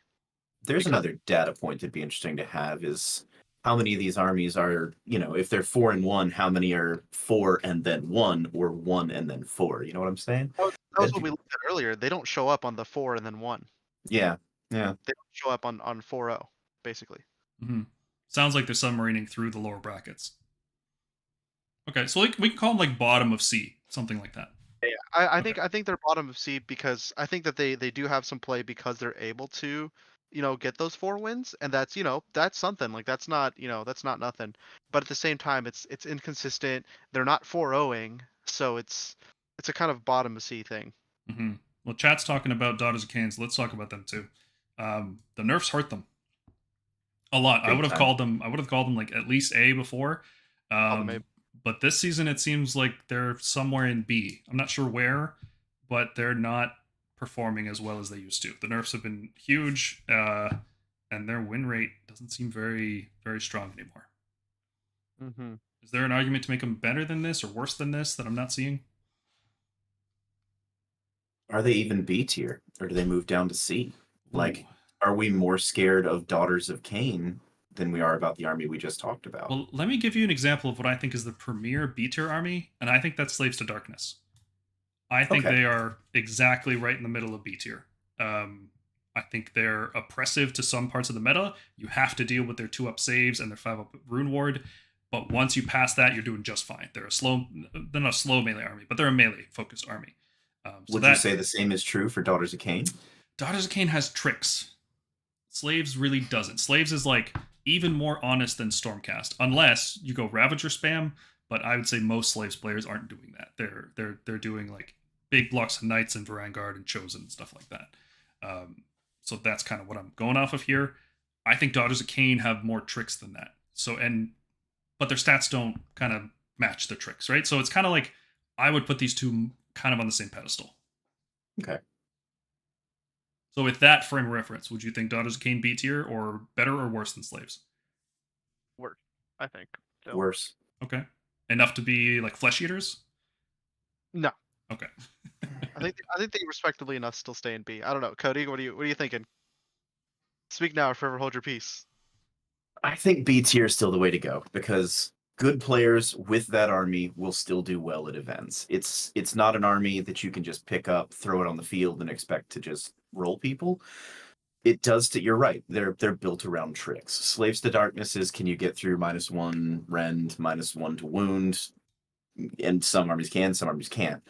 But I think a skilled player still takes events with Daughters of Cain. So I think B tier is probably still where they live, and that may shake out different. Yeah, I heard that Josh wasn't really wanting to take them to GTs anymore, but that they're still a premier team tournament army, and I think that still holds up. Every Daughters of Cain player that I know, Josh included, that I've talked to is struggling to find a list that they like, that does everything they want it to do. It feels like a little overcosted, and I think we can relate to that as Stormcast players. Okay, I'm just gonna dump Khorne and Slaanesh in D tier. For the purposes, yeah. I hope their book is good. I hope it's good. Okay, let's do Caradron. There's a new book coming out. What are your first impressions of Caradron? Where do we land? I'm kind of thinking mid B.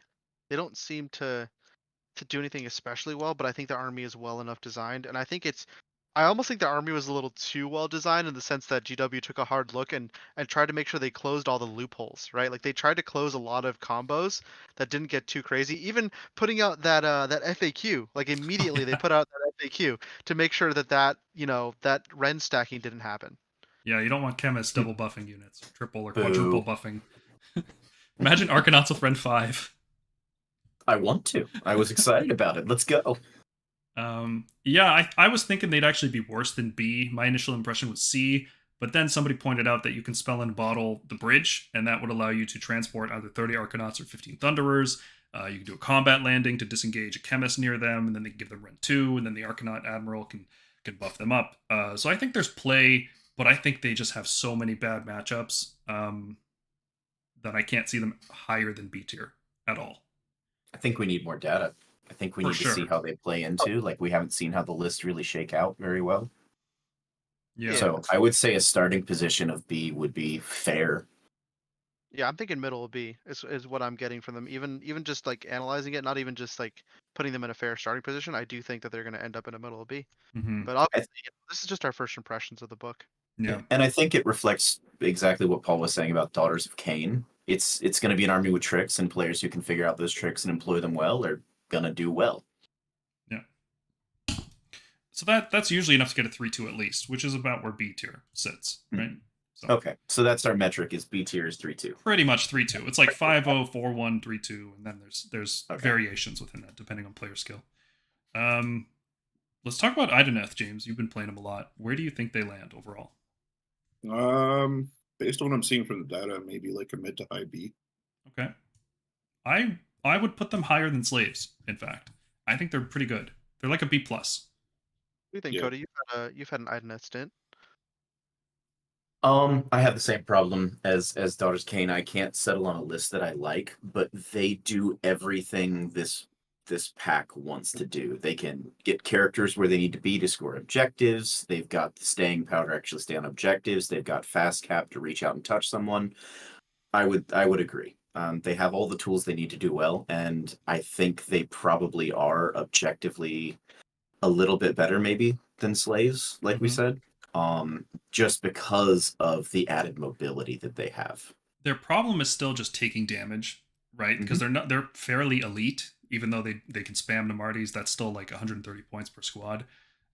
They take damage from spells like crazy. If you can get past their anti-shooting thing, they take a lot of damage. So that's still their problem, is they just take hits. And in a season based on durability, that seems like a problem. Have you teched in the double boat yet, James, or are you still going like 3-drop with your list? It's still 3-drop, but like I said, I've been experimenting with ideas of trying to do like a double boat with Tidecaster and Tunnelmaster, and then try to get the bridge to move my Reavers up so that way they can garrison the boat next turn. Mm-hmm. And that way I could just have like a good threat range right in the middle of the board Just with them. Bring your own castle. Just take it to the middle of the field, man. I want to see it happen. We'll talk about that list for sure. All right. Seraphon. They are not impressing me very much. I think they are worse than Daughters even right now. Just everything that's good about them has been made so expensive to the point where playing them feels bad. Like almost 300 points for a Slan Starmaster is ludicrous. Like Stormcast have problems with hero costs. Like there's no reason Celestin Prime should be that expensive in a Stormcast army, or Bastion. There's no reason he should be 300 points. And then now Seraphon have that problem too. But the problem is they don't have the stats to back it up.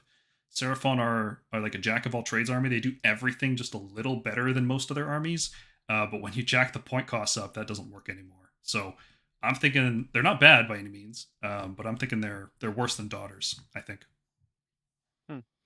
In this meta environment, I would personally put them in probably low B tier, maybe even C tier, just because when you actually get to the higher top tables, they have problems with Lumineth. They have problems with Gitz.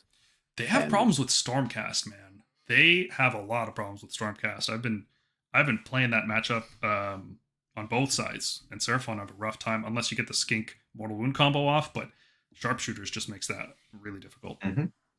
Yeah, Sharpshooters takes that army apart. Yeah. Yep. Okay. Ogres. I don't want to be the one to say it, but I think maybe C. For Seraphon? Well, A skilled player can do well with them, but I as think a take-all-comers army, they struggle. I think the Thunder Lizard builds are dead. I think those aren't going to compete, but I think the summoning and teleporting is at least keeping them in B tier. Okay. Yeah. That's fair. Ogres. We had them in A tier before. How are you guys feeling on them after a few weeks? Are we doing ogres or beasts? Ogres. Okay, sure. Ogres, I think honestly are sitting in the middle of A. I don't think that they're top A. They were pretty strong when they were cheap for those that shooting, but Iron Blasters. But now it's a lot easier to handle. There's Gitz having to answer those wounds is really tough. Lumineth actually kind of make things a little difficult with the -1 to hit. Stopping command abilities or making command abilities too expensive. Being able to save stack well for that one shot, that initial barrage. You pop your Aether Quartz, you prop all out defense on what you need to. Like there's, they're gonna remove your tech lists, but not all lists are running the tech list. So maybe they won't even, because you can get +3 to save on tech lists pretty reliably. And we know they're going to outdrop the Ogres list, because Yeah. if you're running that many cannons, you're gonna be more drops. And cannons are You're starting gonna have to your get swapped out 504. for just more Stonehorns, because Stonehorns are very, very good right now. I saw that listed LVO. It was rough. It was rolling people for quite a while. Yeah. Was that the one who had the wrong battalions and was the wrong amount of drops? Am I thinking of a different one? I think you're on the right. I think that's the one. Yeah. Okay. Anyway, don't want to derail the discussion. Yeah, I think mid. They're not bad, but I think they're going to drop out of the high A tier that I had them in before. I think they're going to be like mid to low A, something like that. They're becoming more reasonable. I still think the Stonehorn abilities are like the dumbest thing ever written. I hate playing against it. It's just not fun at all. Trample's awesome. Let's go. Yeah, it's just the worst written ability. Yeah, I think A. All right, we'll stick them there. Somebody played Warhammer Total War 3 and thought that Stonehorn charge is dope. Let's make it a monstrous action. Hey man, if they played Total War, I can't wait to see what they do with Seraphon. oh gosh. Give me my Carnosaur in a monster slot with no rider. It's Just gonna be do great. it. Yeah, just cold one, just flocks of cold ones. Let's do it. All right, you guys pick one. What do you want to talk about? Fuck Suns. Okay. So just from my perspective, Suns feel like a C tier army, but looking at the stats, they might be better than that. Quite a bit better than that, I think. Yeah, well, all the stats we've seen today, even with that small sample size, shows them to be capable of doing well despite the battle tactics that are happening in the season. And that's making me think like a bottom of B type situation. They're not bad at all. Bottom B, high C for sure. They just can't play the game. Is what's keeping them in that slot. Just by nature of what they are and how the models they have access to. Yeah. Like, what I think is an interesting niche for them is that even though people are playing infantry, they still get outnumbered by Gargants on objectives. Just the way you position yourself, you can do that. So that's a distinct advantage. And if you kind of do like the rotating shield thing, like Imperial Knights in 40k, where you do Finest Hour each turn on a different Gargant, I think you can hold objectives long enough to get a good win rate. Like we see, they have a good win rate for sure. Yeah, I think bottom of B, and we'll see what happens in the They're a next few solid weeks. gatekeeper army. Caradron Caradron wipe them out. It's so bad for Gargants. Caradron just shoot one off a turn every turn. Bad, really bad. Kind of spooky. Ow. Yeah. Okay. Let's talk about Beasts of Chaos because the Woheimer guys want us to talk about Beasts of Chaos. So we've had a few weeks with the new book. What do you guys think? I haven't seen it enough, to be honest. I haven't hit one at a tournament yet. Okay. James, have you had any games against it? Nope. I have, and it's underwhelming from what I've seen. I don't know if that's enough to judge it off of. Based on impressions I've gotten from other players that I trust, I think it's like a C-tier army. It really struggles. The points are really, really expensive. Everything that's good is really expensive. And the fact that a lot of their rend, like most of their damage doesn't kick in until round 2, right now, that's a huge deal because you give up a lot of board position round 1, potentially the entire board round 1. And I don't think you could be doing that in a game where you have to max score every single turn or you lose the game. So that's really rough, those two things combined. If we had if we didn't have battle tactics, I think this army would be a lot better. That's my current impression of them. And yeah, I think I'd like to hear more opinions about them. So if the chat has been playing Beasts of Chaos, let us know what you guys think. Seeing high C, bottom B, Okay. Warhammer think I'd Raiders put 'em- fucking. Yeah, based on the conversations I've had with people who played Beast of Chaos before and play Beast of Chaos now, I think C is probably their home for the time being. Okay. Good players will be able to use them well. You're right. Their points they have the opposite problem of Gitz, whereas Gitz are cheaper for what they do, but Beasts are more expensive for what they do. Yeah. They came out at the same time too, so you can't help but compare them. Mm-hmm. Okay. Gitz stole their points. Let's talk Orc War Clans. And last time we kind of just ranked Ironjaws and forgot to rank the other ones. Let's talk about all three. I'm not putting them in F tier. They're not staying. Do we have to? Yes. Okay. Bone Splitters, I think, are D tier. After the nerfs to their points, I'm not seeing them doing anything of use right now. They don't have the durability to last. They have the bodies, but they don't have the durability. Like, they just die and run away in droves. So I think that's where Bone Splitters land, is D tier. Cruel Boys, I think, are a C tier army. You think Cruel Boys are better than Bone Splitters? Yes, because Grin and Blades has a really good matchup into Lumineth. That is not the techless version of Lumineth. Like, really, really good. Sentinels can't touch Grin and Blades at all. You're just immune to their damage. Every unit, not just your shooting, but every unit is just immune to Lumineth damage. And those lists are so greedy on Sentinels, they have almost no melee damage output whatsoever. So Grin and Blades just beats them hard. So I think Cruel Boys have a space in the meta, maybe a little bit better than Flesh Eaters even. I think that's where Cruel Boys would go. I think they definitely struggle. Opposite problem, they struggle with Gitz a lot. Like, yeah, they their get damage overrun. output is they don't have the defense to back up their ranged offense. They don't have access to really, really quality screening units. You can ally in some stuff, but man, I'm telling you, I've been trying to make a Cruel Boys list that I was comfortable enough to take to a tournament. I've been trying for like 3 weeks and I just haven't landed there. So It's tough. I definitely wouldn't put them any higher than C. I don't know if I'd let them out of B. They can handle Lumineth, but think about the other armies that we're talking about being top tier. Yeah, I think they can do well into Caradron. I think they can do well into a few armies. If they go sharpshooters, I think they have a shot against Fyreslayers, honestly. Probably, Yeah, like, you have to kill every ward, single yeah. hero. You have to kill every hero, and you have to get the no ward spell off, right? If they had reliable casting, they'd be a B tier army, but they don't. They have great spells, but nothing to make it work. Thank you, Tyler, for the super chat. I'll see you in the office tomorrow. Somebody give Gobsprack a +1 to cast. That's all I'm saying. Yeah. Okay, so I think Bone Splitters D, Cruel Boys C, and Iron Jaws mid B, somewhere like that. They have the potential to sweep and go 5-0 if you're unprepared. Their movement is so powerful. It's just Lumineth that are such a problem for them right now. That matchup is so bad Roll for off. them. It's a roll off. If you have to build Battle Regiment. If you don't, you lose. Straight up. Yep. It's just a loss. You go next. You just play the next game. Yep. But if you Battle Regiment, it's a coin flip. So that's not great. But I think B is a safe place for them for sure. Better or worse than Daughters? I think better. Better. I think better, yeah. They have a lot of great matchups that aren't Lumineth. If you do not have screens, Iron Jaws just runs you over. Mm-hmm.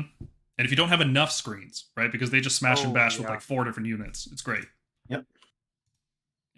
Okay. Sylvaneth. We've seen some interesting data on them today. Is it enough to push them to A tier? A tier. Yep. Okay. They They've have the actually done mobility well to enough. play this game. They absolutely have the characters for these tactics. Yep. They can hit hard armored targets with those sights and do really well against them. They have a lot of the units they need to play the game well, and they have access to a pretty dope allies pool too to draw from. Mm-hmm. So I see them having some problems, but not enough to kick them out of A tier. I think their problems are like Tzeentch, Lumineth, Gitz, Fyreslayers, and Stormcast. I think those are the name of their problems. Sorry? I think their problems are about to get nerfed. Yeah. Well, yeah. So I think those are the problem matchups for, like, especially the techless version of Lumineth has a pretty good matchup into that because they just ignore the woods with all their spells. Because they just spell portal past the woods, right? Like it's rough. I don't think Sylvaneth have the damage output necessary to kill squigs reliably and efficiently enough. I think they don't have the damage to kill Fyreslayers in the same way. They have Ren 3, but honestly, Ren 3 is not enough against Stormcast these days. Like, that just takes us back to 3-up saves. Like, 2 damage a hit with the sights is not enough, man. Yeah, they've got some rough matchups, so I'm going to say, like, bottom of A type situation. They got the tools. They have access to enough little sub rules that just pass out mortal wounds that they can grind matchups pretty well. Mm-hmm. But against anything that hits them hard enough to break them, or if they come up against, like you said, save stacking Stormcasts, they're just going to bounce. Yeah. And I think once more people see what Stormcast are capable of doing this season, it's gonna change a lot of things. It's like Slave to Darkness, but they shoot and have even better saves. It's gross. I might dust off my Raptors. Do it, man. It's fun. Soulblight. Cody, you play Soulblight. Where do you think they are right now?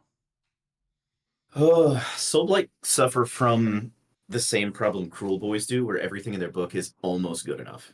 I think these new Askergon are going to find their way into a lot of lists, and I think they're going to give a stable ground board anchor that Soulblight was missing. Like, yeah, zombies, it's just a lot to chew through, but now we have something that doesn't cost 400 points on a monster body that can actually put out some damage.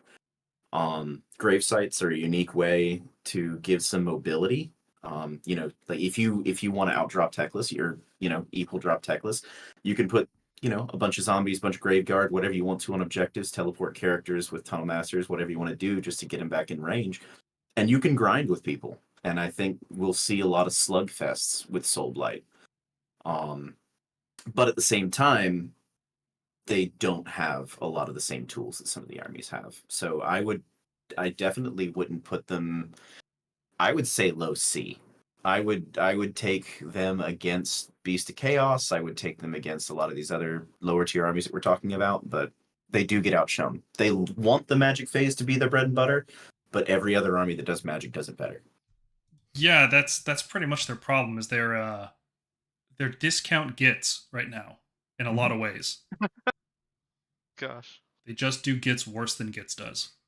That hurts me emotionally, but it's very accurate. Yeah.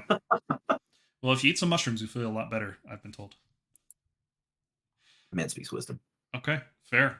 Totally fair takes. Bone Reapers, I think Bone Reapers are about the same. You kind of just stick them in that same tier. They got some good stuff going for them, like not being able to unbind their spells with that heroic action is really good. They've got some tough blocks with no bounty hunters to contest it, but just their game system just doesn't function with 3rd edition. It's rough. Stalkers are The great. command points don't function. Yeah, that's what I'm saying. Is like they just are playing a different game, and they're gonna have to give them the Beast of Chaos treatment where they keep reducing their points until they're just spamming every unit, and everybody hates playing against them. It's Well, unfortunate. honestly, there's a lot of stuff in that book that does feel overcosted for what you actually get out of it. Like, you brick up the infantry and suddenly you've got a decent unit, but without the ability to, use command points in the same way, without access to the same save stack as anybody else, the anvils that you want in your army for Osiarch Bone Reapers are not going to take the size hits you need them to for the points they weigh in at. Yeah. So I wouldn't put them higher than D. Really? That's rough. Yeah. I'm going to put them bottom of C. I think that I could compromise with you there. I don't think they're as bad as Corner Slanesh right now. I think they're a little bit better. I'm biased. I like Blades of Corn. I think they have a lot of cool tools. Night Haunt. So we thought they'd be an A-tier army, maybe even rivaling S, but I think they're actually somewhere like top of B. Yeah, they've fallen off quite a bit, and I didn't expect this at all. I thought They seemed like they were veterans close to... veterans is here, but no bounty hunters? Yeah, Night Haunt, S tier. That's, wow, what an obvious pick. But that's just not happening right now. And I think Think about the things they lose to. Mortal Wound spam. It's the lack of damage and their low speed. 8-inch across the board is not fast enough to get to a Lumineth castle. Yeah. And you can't reliably depend on the deep strike into the charges that they have access Especially when you pay 2 points for a reroll charge. That's bad. But Night Haunt's always had a soft game against mortal wounds, and both Lumineth and Gitz right now can just dish out enough mortals to not care about your 4-up invuln. Especially spell mortal wounds are a big problem. Yeah. Yep. So yeah, they're fine. What do Night Haunt do well? Should they be worse than this? Like, what do they do well into?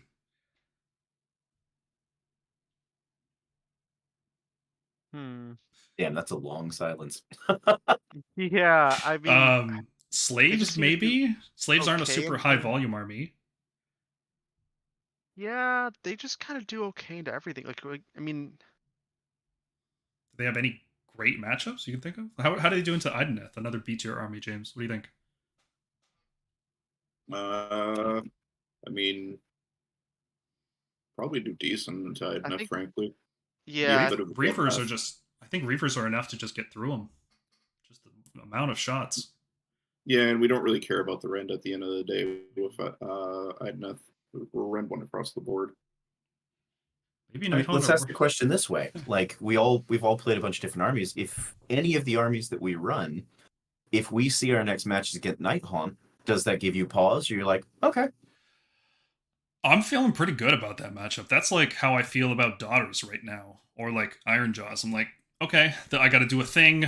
I know how to do it. It's pretty reliable that I can do it. There's not a lot of things that can go wrong, so maybe mid or even low B for Night Haunt might be more appropriate. Yeah, you know what? Against Ideneth, I did play a game recently against Night Haunt, and it could have gone either way. So I think those two are probably contesting the same spot, if anything. Okay. Yeah, I think Ideneth takes it over Night Haunt, just from the data we've seen as well. Okay. Yeah. We'll stick them somewhere like that. Ideneth, top of B, and then Night Haunt. We'll see how that goes. Okay. Cities of Sigmar, always the wild card because there's so many different builds. But I think they've been nerfed with the Caradron book. The Caradron book has a lot more internal synergy, so Tempest Eye is not looking as good as it did before. Nope. You can't embark without allegiance. You can't get the spell in a bottle. You can't do a lot of things without the new allegiance. Can't fly high without the new allegiance, right? So there's a lot of power locked behind the book finally, and I think that makes Tempest Eye a little bit worse, but I think Tempest Eye is still going to do just fine with Stormcast units, especially Tempesters. A big old block of 4 Tempesters in that army with +1 to wound is gross. It's a gross amount of damage. I'm going to call them B. Better than Gargants, I think. Yeah. At least. It's literally just Tempest Eye carrying that faction, and like some Hallow Heartless that are doing okay. Hallow Heart can't really compete. I would say Tempest Eye B, non-Tempest Eye C.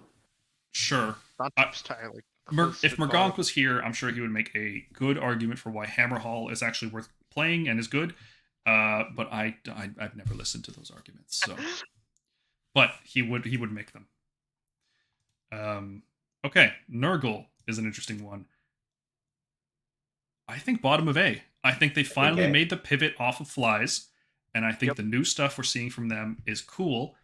It's very, very different from what we've seen. Rotmire Creed are the key, right? They've enabled a new playstyle of just spitting disease from a range and spreading it to everything, and just waiting. And then we see people building lists around that.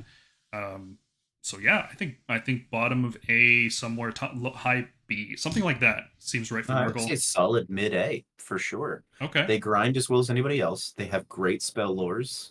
They have access to decent mobility.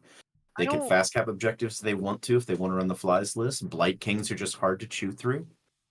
I still think that they don't have as much active play that Sylvaneth, Ogres, Fyreslayers, Tzeentch are bringing to the table.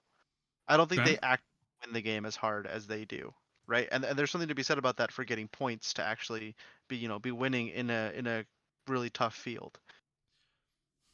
They feel better than a lot of these B tier armies. Oh yeah, I think they feel worse than the A tier armies. Yeah, I don't think that they're quite beating out the other A tier armies enough to be above them. Okay. That's where I'm at anyway. Okay. I would definitely say still A tier though. Oh yeah, that's what I'm saying. They feel A, but they don't feel like they're beating the rest of A right now. Okay. Mm-hmm. Lowest A, underneath Sylvaneth. That's where I'm feeling it. Cool. Skaven. Give me a case for Skaven being A or B. I don't think they're S or C. So A or B. A, I think. A? I think that they're getting underestimated and that they're not getting played as well as they could be. Okay. I have to agree. Skaven A tier. They have casting that can equal almost any other army in the game with their bonuses, especially Thanquol. And they're a toolkit army that has the perfect tool to deal with everything. Like Thanquol just says, no, you don't get hordes. That Warbringer and the fight on death spell that he has, man, he kills whatever he looks at. Dread Skitterleap, like... Yeah. Ironically, I think Teclis is shutting down Skaven right now. Because Thanquol needs the boat, the Louch on the Soulseeker spell, and without that, he has almost no threat range. And because Teclis is so prevalent, I think it's knocking Skaven down more than they ought to be right now. So I agree. I agree with you guys. They're good. They have good casting. It just doesn't matter when you're faced with Teclis, right? Like how good your casting is doesn't matter when he auto-unbinds. Yeah. Well, if anything happens to the Teclis armies, if anything happens to Lumineth, I think we're going to see Skaven just freaking explode. Well, he does well into the mass Sentinel spam. Like, he just blows up a unit of Sentinels by himself every single turn, and then just uses the boat to get behind terrain so they can't shoot him. Yep. It's so dumb. I love it. I think Skaven are A for the same reason that I think Stormcast are A. Is that they have answers that they can put into lists, and they can build lists.